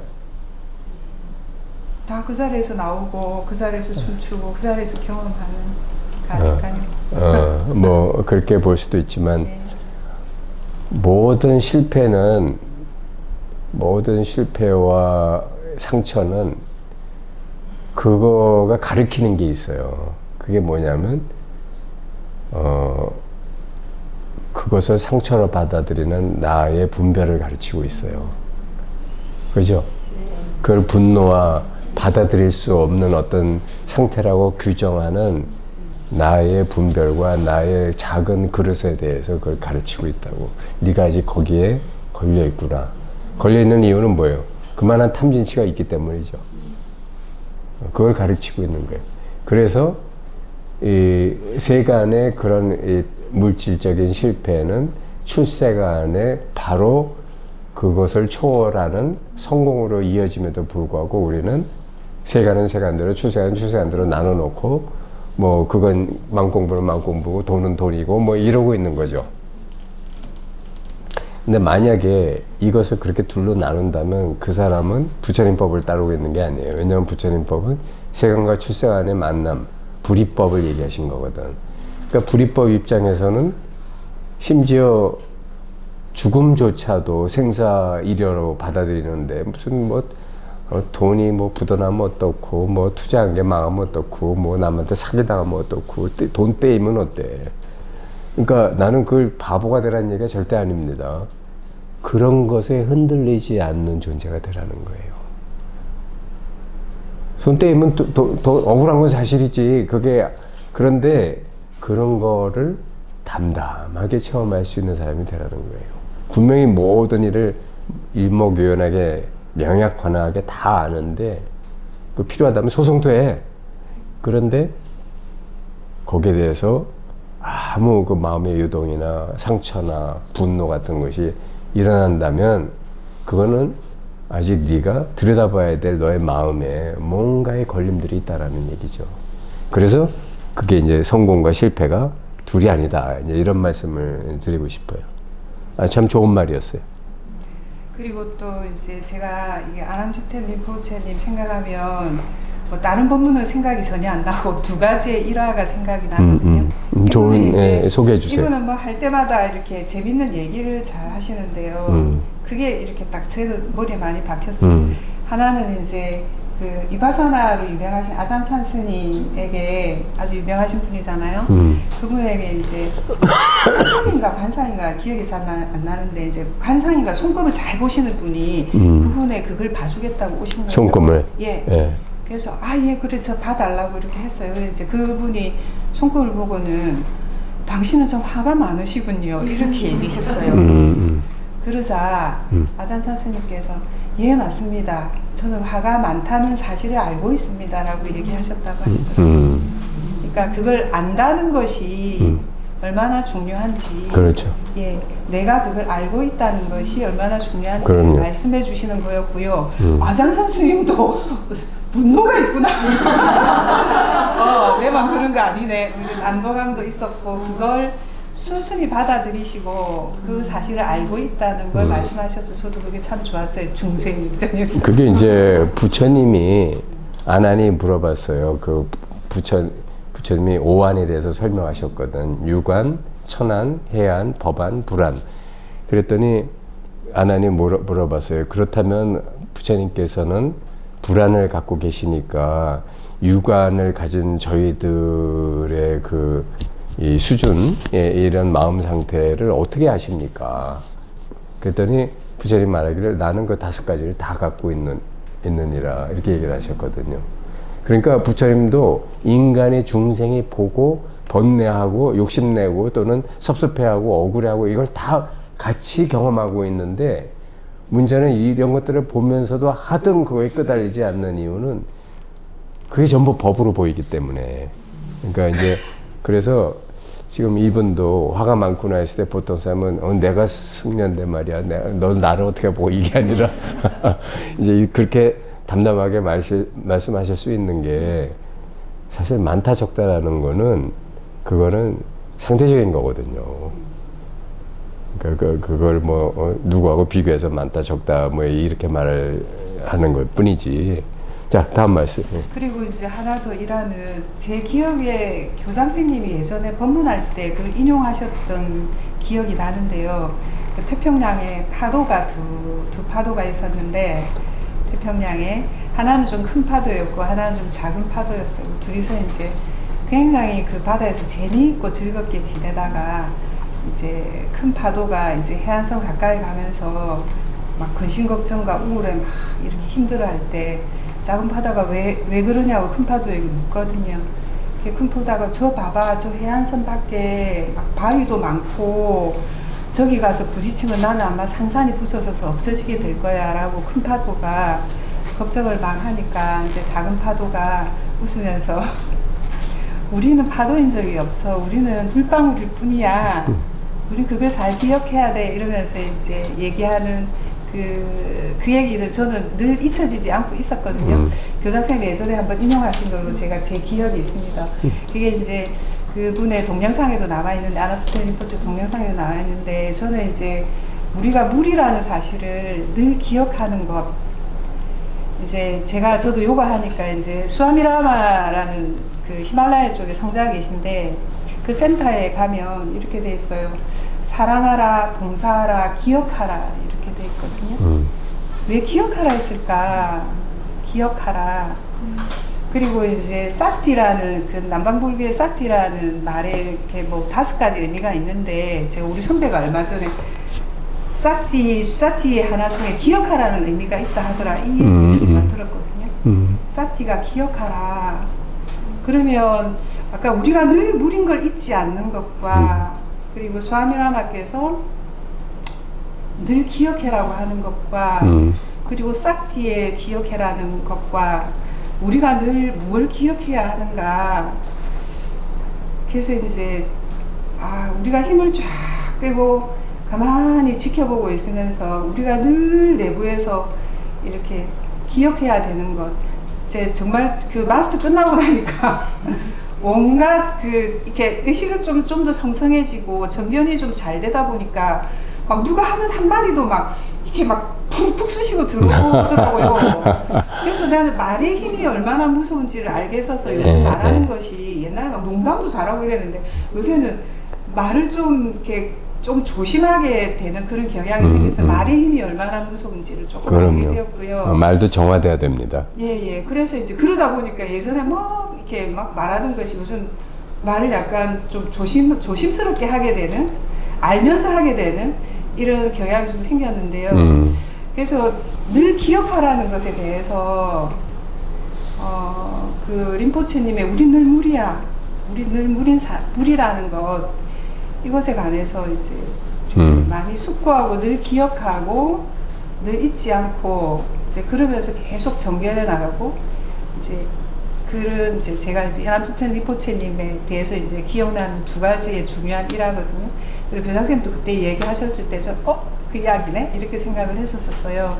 그래서 이제 요즘 저희들 국기 보림 모임을 하고 있는데, 다양한 경험의 사람들이 모여서 교장선생님의 법력에 의해서 쭉 끌려와서 공부하고 그 자리 잠시 봤는데, 삶 속으로 다 흩어지면서 각각 다른 모양새로 공부를 해 나가고 있고, 처음에 좀 긴장도 하고 하다가 이제 요즘 점점 이렇게 친목이 좀 생기고, 그러면서 아주 재밌더라고요. 아주 재밌고 자극도 많이 되고, 또 어떤 친구는 굉장히 세밀하게 공부하는 사람이 있고, 어떤 사람은 큼직큼직한 덩어리로 하는 사람도 있고, 또 이렇게 여러 각가지 경계에 부딪히면서 자기들이 어떤 경험들을 하는지 이야기를 나눌 수 있어서 너무 그게 좋은 것 같아요. 그래서 피올라의 보림은 정말 위대하다. 늘 잊지 않게 만든다. 내가 늘 무림을 잊지 않게 만든다. 감사합니다. 너무 감사하고 좋은 시간들을 보내고 있는 것 같습니다. 대신에 경계가 어찌나 써내려같이 오는지 막 이리 부딪히고 저리 부딪히고 그러면서 저도 2달 동안 너무 힘들었거든요. 아주 힘들었는데, 그 힘든 와중에 제가 찾은 그러니까 방법도 아니에요. 그냥 너무 힘들어서 사실 이 책이 눈에 안 들어왔거든요. 맨 처음 책 보고 책을 볼라 해도 눈에 안 들어와서 내 안에 너무 역경계가 꽉 차가지고, 근데 이 역경계도 풍선처럼 막 커지고 무겁고 중력 때문에 막 내려가다가 어느 날 지가 알아서 그냥 완전히 힘이 나아지면서 그냥 호흡에 따라 모든 것이 나아지면서 온몸에 힘이 빠지면서 그냥 조용해지게 됐어요. 그래서 아무것도 바라지 않고 그냥 쉬는 것이라고 제가 이러고 이제 책을 보니까 책이 억수로 잘 보이는 거예요. 이거 완전 내 이야기인데? 그러면 내가 이 책 보고 막 말할 것도 없네. 소감은 뭘 할 거 없어. 나 이거 막 정리는 사실 이렇게 많이 해왔는데 할 말 없어요. 그냥 아무것도 바라지 않고 그냥 쉬는 것, 그리고 쉬면서 그냥 오로지 지켜보는 것. 이 저희 그러니까 시간이 알겠어요. 그러니까 사실 여러분이 그릇이 커지면 문제는 작아져요. 그렇잖아요. 내 그릇이 작으니까 문제가 커지는 거예요. 근데 이 깨달음의 이 자리는 노을님한테 내가 오늘 선물을 하나 줘야지. 노을님, 좀 전에 물 얘기했잖아요. 우리는 물임을 기억하자. 물을 이 깨달음에서는 다른 말로 직설적으로 표현하면 뭐라고 말할 수 있겠어요? 굳이 말하기 어렵지만 굳이 다른 말로 깨달음에서 가장 가까운 한국말로 표현하면 뭐라고 말할 수 있겠어요? 원래 자리, 그런 자리야. 에이, 아직 생각을 공부하시는구나.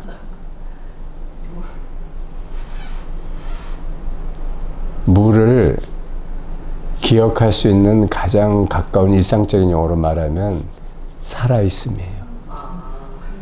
살아있음. 지금 살아 계시죠? 내가 살아있다는 것에 대해서 잘 기억해 보세요.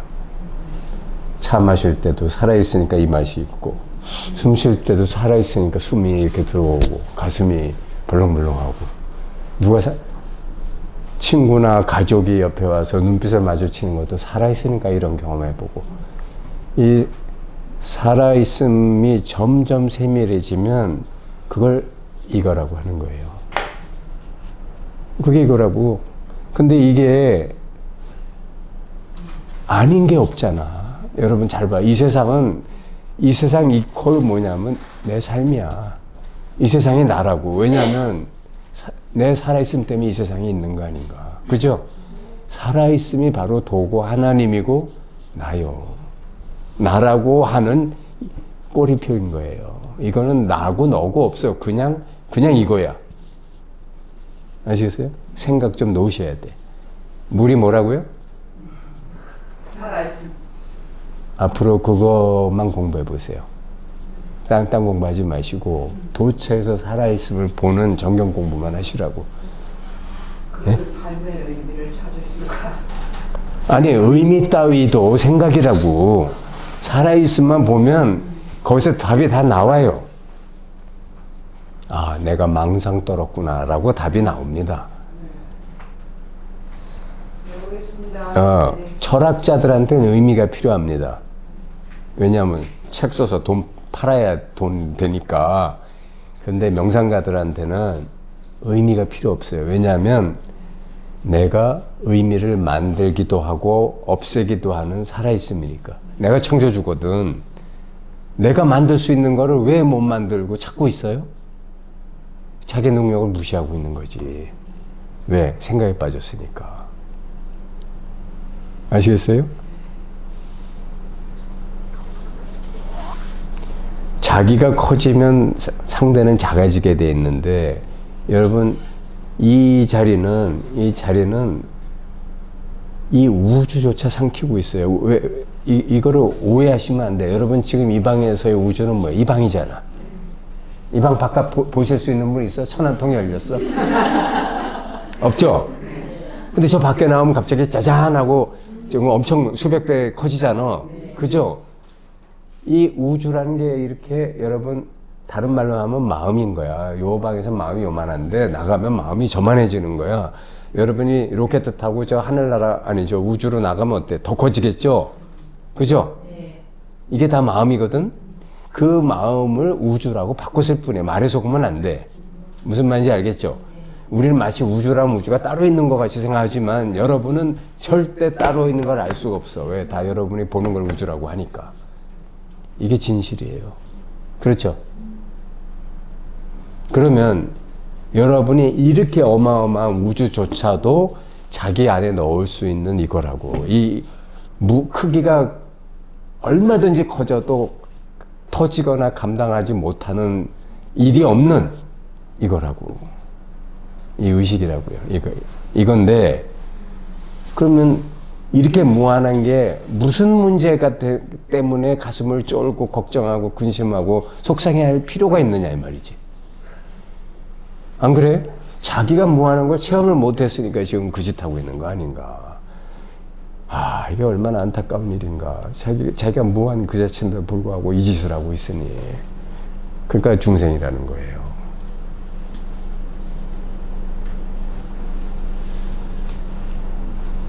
자, 어쨌든 지금 우리 나로님이 이렇게 좋은 발표를 해줘서 참 감사했고요.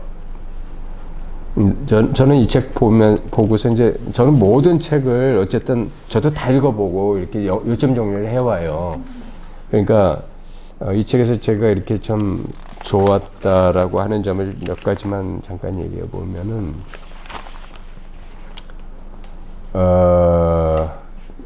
저는 아무것도 아니기 이 글이 참 좋았어요. 아무것도 아니. 여러분은 자꾸 뭐라고 규정하지 좀 말고 아무것도 아닌 채로 있어봐요. 그래야 이 살아있음이 리얼리티가 나한테 들어오는데 자꾸 살아있음 하고 또 그 생각 붙들고 있어.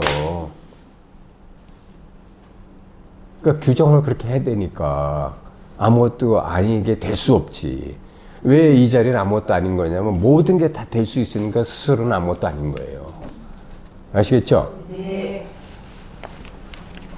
그 다음에 또 하나는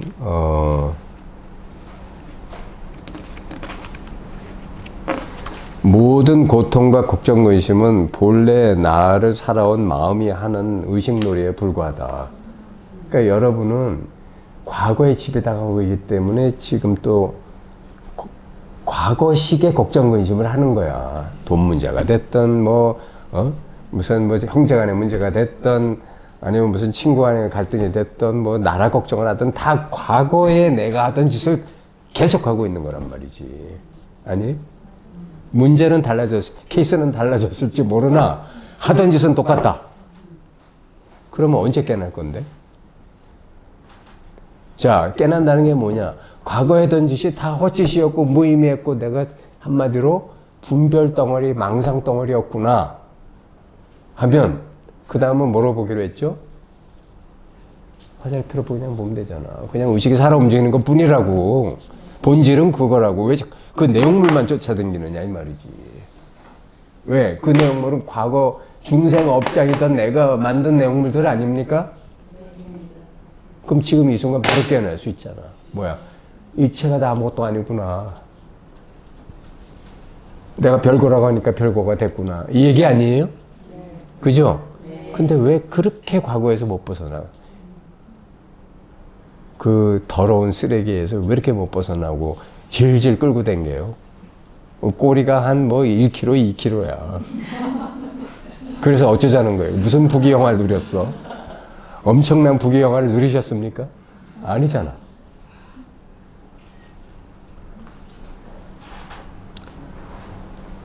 그 다음에 이 책에 참 괜찮았던 저는 말이 미친 사랑은 황홀함 속에서 사사로운 마음을 초월한다 이런 글이 있었어요. 미친 사랑.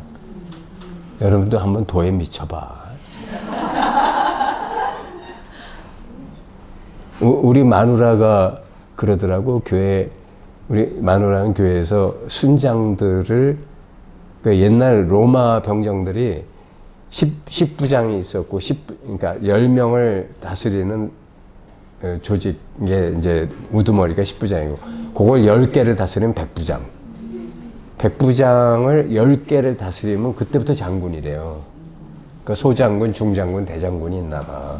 그러니까 천부장이라는 말이 있는지는 난 모르겠어요. 근데 어쨌든 그랬는데 우리 마누라가 순장을 10명을 다스리는 그러니까 백부장 순장인 거야. 그러니까 어쨌든 상당히 계급이 교회에서는 높은 거야. 그런데 그 사람의 신랑이 교회도 잘 안 나가고 그러니까 교회 목사님들 거기 그 교회 목사님이 30여 명 계세요. 신도만 2만 명이야.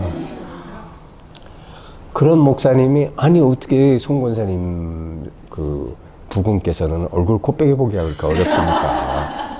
한번 내가 찾아가서 좀 교회 나오시라고 그랬더니 우리 마누라 그랬대요. 그분은 도에 미친 분이래. 놔두세요 그러더라고요. 놔두세요. 알아서 잘 갈 겁니다 그러더라고요.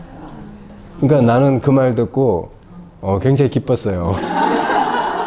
아 드디어 나를 미쳤다고 나를 미쳤다고 인정해 주는구나.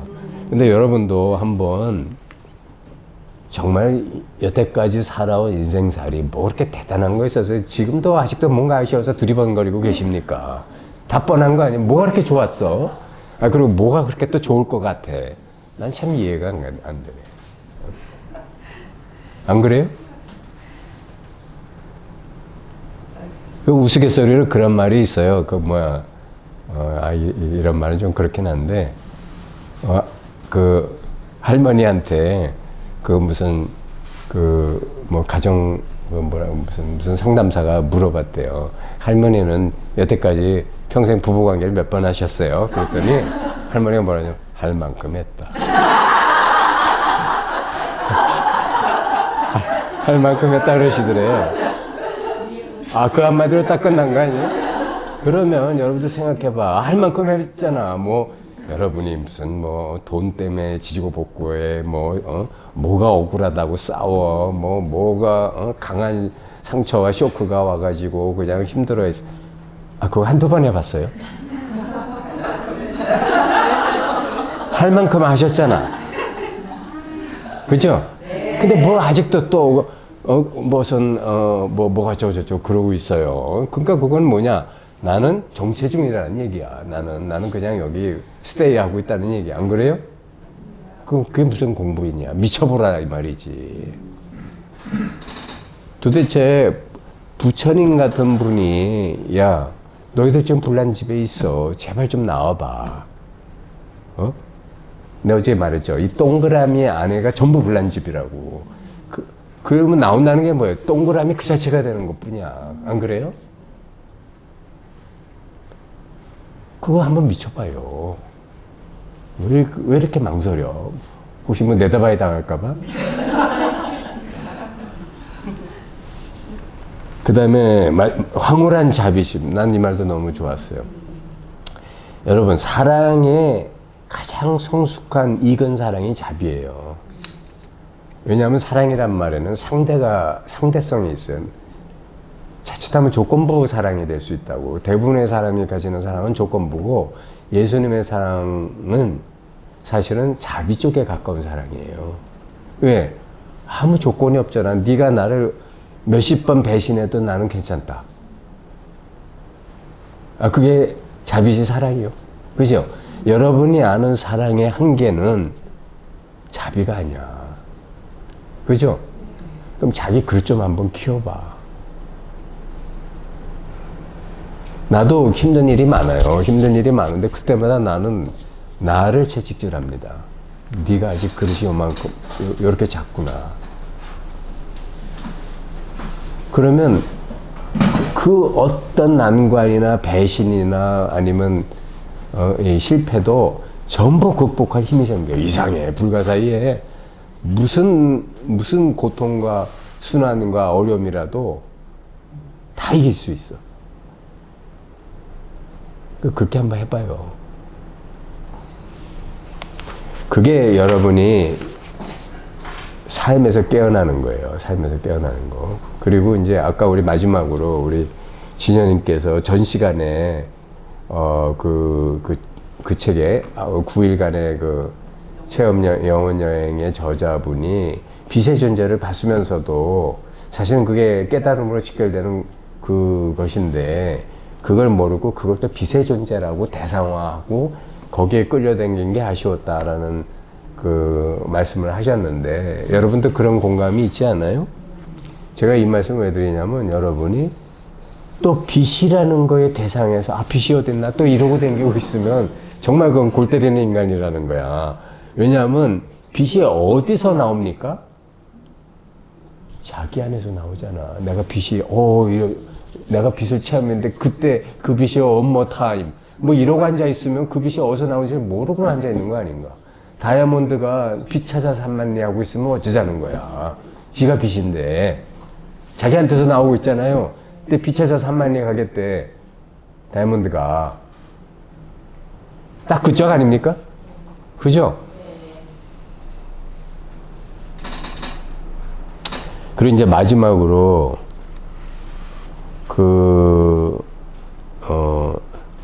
귀는 지금 이 순간에 온전히 내어 맡기는 것이다 했어요. 왜냐하면 지금 이 순간이 바로 이 동그라미거든. 바로 이거예요, 이거.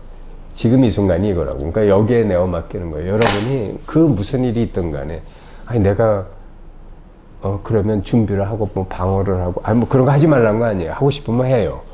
하고 싶으면 맘대로 하는데, 본질은 지금 여기다가 내어 맡기고 하라고. 아시겠죠? 네. 그게 이 풍진 세상을 가장 지혜롭게 살아가는 길입니다. 자, 이상 마치겠습니다. 끝나고 질문하세요. 정말 소외의 말씀 꼭 드리고 싶은데요. 예. 정말 오늘 너무 이 자리에 함께 할 수 있어서 행복했고 네. 또 이렇게 결이 느껴지는 네. 이런 정말 우리 소통의 자리가 너무 행복하고 네. 그리고 아까 댄스의 이야기할 때 네. 그리고 또 부정생활 때 같이 이렇게 떠오르는 게 있거든요. 네. 그 티베 사자에서에 보면 네. 주문계 단계에서 100개의 신이 등장합니다. 아, 예. 그때 56개가 악신이고 44개가 선신이에요. 네. 그때 그러네 이렇게 했던 게 오늘 정말 이렇게 피하지 말고 잘 들여다봐야 될 게 오히려 어쩌면 그런 부정상 우리가 살면서도 그렇고 또 정말 면밀하게 잘 이렇게 피하지 말고 들여다봐야 할 부분이 어쩜 그 부분이라서 더 그렇게 많은 악신을 등장시킬 수 했구나 라고 느낌이 확 왔거든요. 그래서 정말 이렇게 있는 그대로를 본다고 하는 것은 우리가 이름을 선이다, 악이다, 좋다, 나쁘다, 굿다 뭐 이렇게 붙이지만 사실 어느 것도 하나 비할 게 아니라 그대로 잘 지켜보는 그 자체 알아차림 그게 소중하다는 걸 다시 한 번 더 그런 시간이 됐습니다. 감사합니다. 네. 감사합니다. 자, 이제 혹시 질문하실 거 있으시면 질문하세요. 뭐 나로님한테 하셔도 좋고 저한테 하셔도 좋고. 다른님은 들어가야 될 것 같아요. 아니요, 괜찮아요. 네, 하세요. 나는 부산 분이셔가지고 같이 대화를 나눈 적이 있는데 저한테 질문이에요? 나로님한테 질문이에요? 아니 그 교장 선생님인데 네. 그 피올라가 네. 티베트 불교 이것보다 한 수 이다라고 확신에 차서 나름 얘기를 하시더라고요. 누가요? 나름이. 네. 그래서 너무 외람된 말씀이시네요. 그래서 제가 이제 이야기를 듣고 동의를 했거든요. 왜냐하면 이 알아차림의 기적 이 책 내용은 진짜 이제 표현하자면 뭐 본래 면목 그 참 자아를 발견하고 자각하는 방편 아무것도 안 하고 깊은 쉼 이렇게 되었을 때 그 부장 선생님께서 늘 말씀하신 그때 뭔가 진짜 이 자리를 알게 된다, 발견하게 된다. 그렇기 때문에 이제 나루님은 피올라가 한 수 이다 이렇게 얘기를 하셨고. 저는 한소위다 아래다 그런 말보다는요. 예. 그런 말씀. 이제 그걸 질문하고 싶습니다. 뭐예요? 그러니까 한 수 이다라고 저희 둘이는 대화하면서 그랬는데. 저는 그런 생각은 안 하고요. 예, 그 말씀을 단지 제가 드리고 싶은 말씀은 저도 평생을 도 찾아 산만리 한 사람인데 이것저것 웬만한 건 다 해봤는데 그런데 공통적으로 그때마다 느끼는 점이 뭐였느냐면 이런 걸 좀 체계화해서 프로그램화 해가지고 그냥 학원처럼 뭐 영성 학원 이런 식으로 학원처럼 해서 뭐 그렇게 이건 뭐 그렇게 거창하게 뭐 가서 삼배해야 되고 무슨 갖다 또 이렇게 받쳐야 되고 뭐 이래가지고 정말 까탈스럽게 배워야 되는 뭐 조심스럽게 배워야 되는 이런 거 말고 그냥 영어학원 가서 영어 배우듯이 그냥 여기 마음학교 가면 마음 배우는 이런 대중적인 프로그램을 만들어서 누구나 와서 배우면 그런가 봐? 그렇구나 이렇게 만들면 얼마나 좋을까 라는 생각을 한 거예요.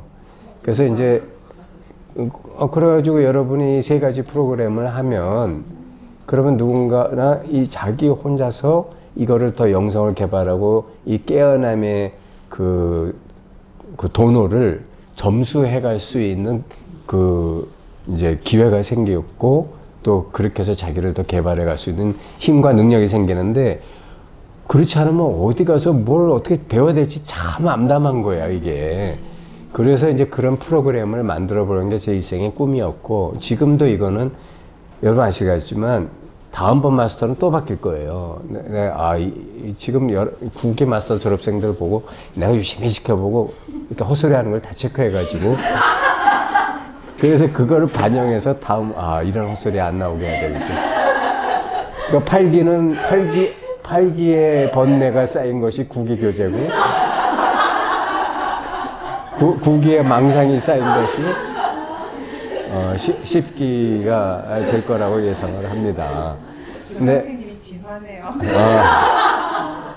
근데 아니 저는 근데 누가 또 언제 와서 그러더라고 무슨 마음 공부에 프로그램이 있어요. 이게 말이 됩니까? 그렇게 아래 단계, 윗 단계, 중간 단계 그래가지고 뭐 그대로 하면 이게 무슨 저 수학 문제 교육입니까? 영어 교육입니까? 그렇게 영성 교육이 된다는 게 말이 됩니까? 뭐 그러는데 물론 사람에 따라서는 식수전이 필요 없는 사람도 있을 수 있겠죠. 어떤 사람은 마스터만 해도 될 거야. 그런데 일반 중생의 스탠다드한 기준을 가지고 본다면 이 세 가지 과정을 가지고 하겠다는 것이고 앞으로는 예컨대 공부를 많이 했다는 사람이 와서 나는 좀 마스터만 하겠어. 난 앞에 거 필요 없어 하면은 나는 해본전 그러면 식수전 저 선문 다 풀어보시오. 그래서 100점 맞으면 그렇게 합시다. 난 그렇게 하려고 그래요. 그럼 될 거 아니야. 근데 꼭 지가 틀려놓고 옛날에 벌써 그런 사람이 여러 명 있었어요. 지가 큰 소리 치길래 그때 식수전 점수가 85점이고 해본전 점수는 70점 정도밖에 답안지가 안 나오는데 안 되시겠는데 했더니 억울하다고 근데 또 얘기가 옆으로 샌다. 어쨌든 이렇게 해서 저는 이 프로그램을 장차 이 정도면 굉장히 완벽에 가깝다. 완벽 100%는 아니지만 상당히 아이디얼하다라고 한다면 그때는 제가 볼 때 이걸 가르칠 만한 분들한테 이걸 가르치라고 하면은 제가 필요 없잖아요. 제가 죽은 다음일 수도 있고 아니면은 내가 나 이제 그만할게 네가 해라 이럴 수도 있는 거 아니야. 그죠? 나도 놀러 다니고 싶어요. 놀지도 못하잖아 지금. 저기 또 한 가지 학답을 받고 싶은 게 있는데. 네, 또 학답까지나. 네, 제가 식스존 3번 수강했거든요. 네. 교사를 신청하면 교사가 될 수 있어요. 네. 근데 옆에서도 교사 해봐라고 하는데 아까 기자쌤 말씀 중에 교사들 모아놓고 자기를 이거를 죽이려는 거 50% 이상 죽일 수 있는 그걸 훈련을 시키겠다. 앞으로 교사 교육을 좀 더 심화하려고 합니다. 예, 그래서 해야겠구나 이런 그래서 그게 유명하신 거죠. 선생님이 하라고 하면 할게요.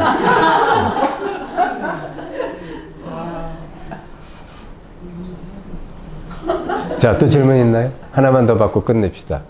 오늘 점심은 어떻게 되는 거예요? 밖에 나가라? 그럼 삼삼오오 찢어지는 거예요? 아니면? 자, 어쨌든, 마지막 질문 있나요? 그 마스터 과정 중에 아까 삼매 말씀하셨잖아요. 네? 삼배? 삼매. 삼매 과정이 필요하다. 그 과정을 마스터 과정 중에 이렇게 제가 이제 마스터를 이렇게 하다가 보니까 아까 색즉시공이라고 한 그 공의 자리에 좀 오래 머물러 있어야 이게 공즉시색도 잘 되지 않나 하는 그런 생각을 제가 했거든요. 그래서 그 삼매의 과정이 좀 사이에 들어가면 어떨까 저는 그런 생각을 해봤습니다. 저는 그 옛날에 그 아까 뭐 무슨 그 여러 가지 수행을 많이 해보면서 무슨 뭐 화두 참선도 해봤고 뭐 진짜 한 달간 그 뭐 참선도 해봤어요. 밖에도 안 나가고 화장실만 왔다 갔다 하고 밥만 먹으면서 무문관 비슷한 데서. 그런데 그 첫째 그 저는 그런 공부를 권하고 싶지 않아요. 그 왜냐하면 여러분들 첫 번째는 여러분을 만약 그런 무문관 같은 데 갖다 놓으면 여러분이 2, 3일 내로 미칠 거예요. 감당을 못 합니다. 왜냐하면 여러분 안에 있는 잠재업습이 다 올라와서 여러분을 어떻게 할지 몰라. 여러분 지금 그게 뚜껑 덮고 있는 것 뿐이에요. 맨홀가스 이렇게 무거운 뚜껑 덮고. 그 안에 아무것도 없는 방 안에 혼자 들어가서 한 달 있으라 그러면 그게 열리거든요. 그러니까 삼매를 쉽게 생각하시면 안 돼. 그래서 내가 권해드리는 삼매 방식은 뭐냐면 그 김을 살살 빼는 거예요. 한 번에 확 열라고 하시면 감당이 안 돼. 부작용이 너무 심해. 김을 살살 빼면 나중에 뚜껑 열어도 별로 빠질 것도 없어요. 무슨 말인지 아시겠죠? 그래서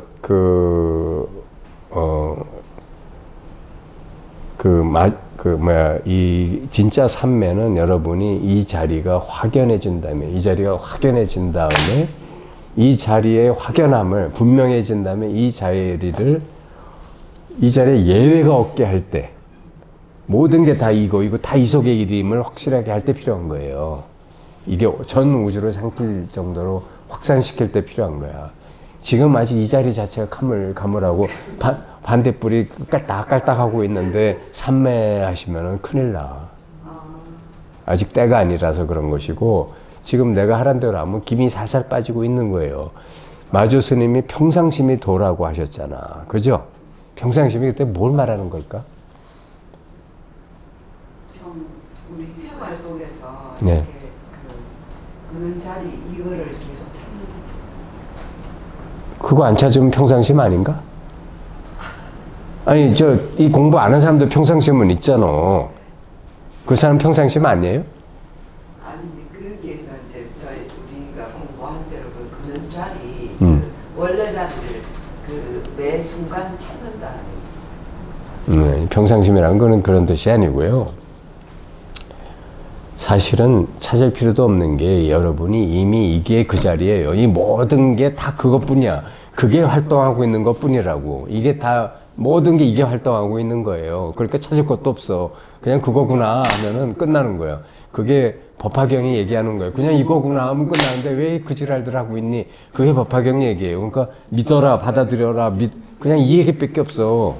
그러니까 법화경 보다가 수준이 안 된 사람은 집어던져요. 이게 무슨 도대체 뭔 소리야? 하고. 수준이 돼야, 아, 그렇구나. 여러분의 수준이 되면 법화경보다 울어요. 눈물이 나와. 근데 법화경 한번 보셔. 눈물 나오는지. 골 때린다 할 거예요. 어?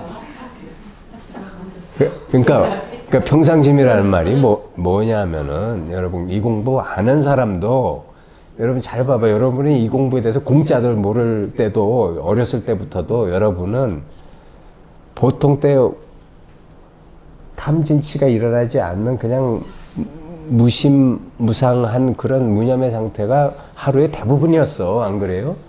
그러다가 의식이 여기로 가면 요것 쫓아가고 저기로 가면 저것 쫓아가고 이런 것 뿐이고, 누가 무슨 말하면 화내거나 좋아하거나 이랬을 것 뿐이지, 그 바탕자리는 그냥 평상심이었다고. 그죠? 아, 그게 도라는 거예요. 그 얼마나 간단한 얘기예요. 근데 무슨 삼매가 또 필요해. 근데 삼매는 어떤 데 필요하냐면, 이 자리를 보고 나면, 야, 여태까지 내가 알았던 이게 전혀 보이지 않는 게 이렇게 보이지 않던 세계가 딱 드러나는 거예요. 이 자리가. 그죠? 그러면 가만있어 봐. 이거하고 이거 아닌 건 어떻게 되는 거야? 이렇게 될 거 아니야. 여러분 요거 좀 봐서 반대뿔이. 그럼 반대뿔 요만큼 하나인데 요거 아닌 나머지 어둠은 어떻게 되는 거냐고 이렇게 될 거 아니야. 그죠? 그러면 이게 반대뿔이 점점 횃불이 되고 횃불이 점점 달빛이 되고 나중에는 태양빛이 되는 거란 말이야. 그래서 천지가 광명이 되는 거예요. 그걸 삼매라고 하는 거야.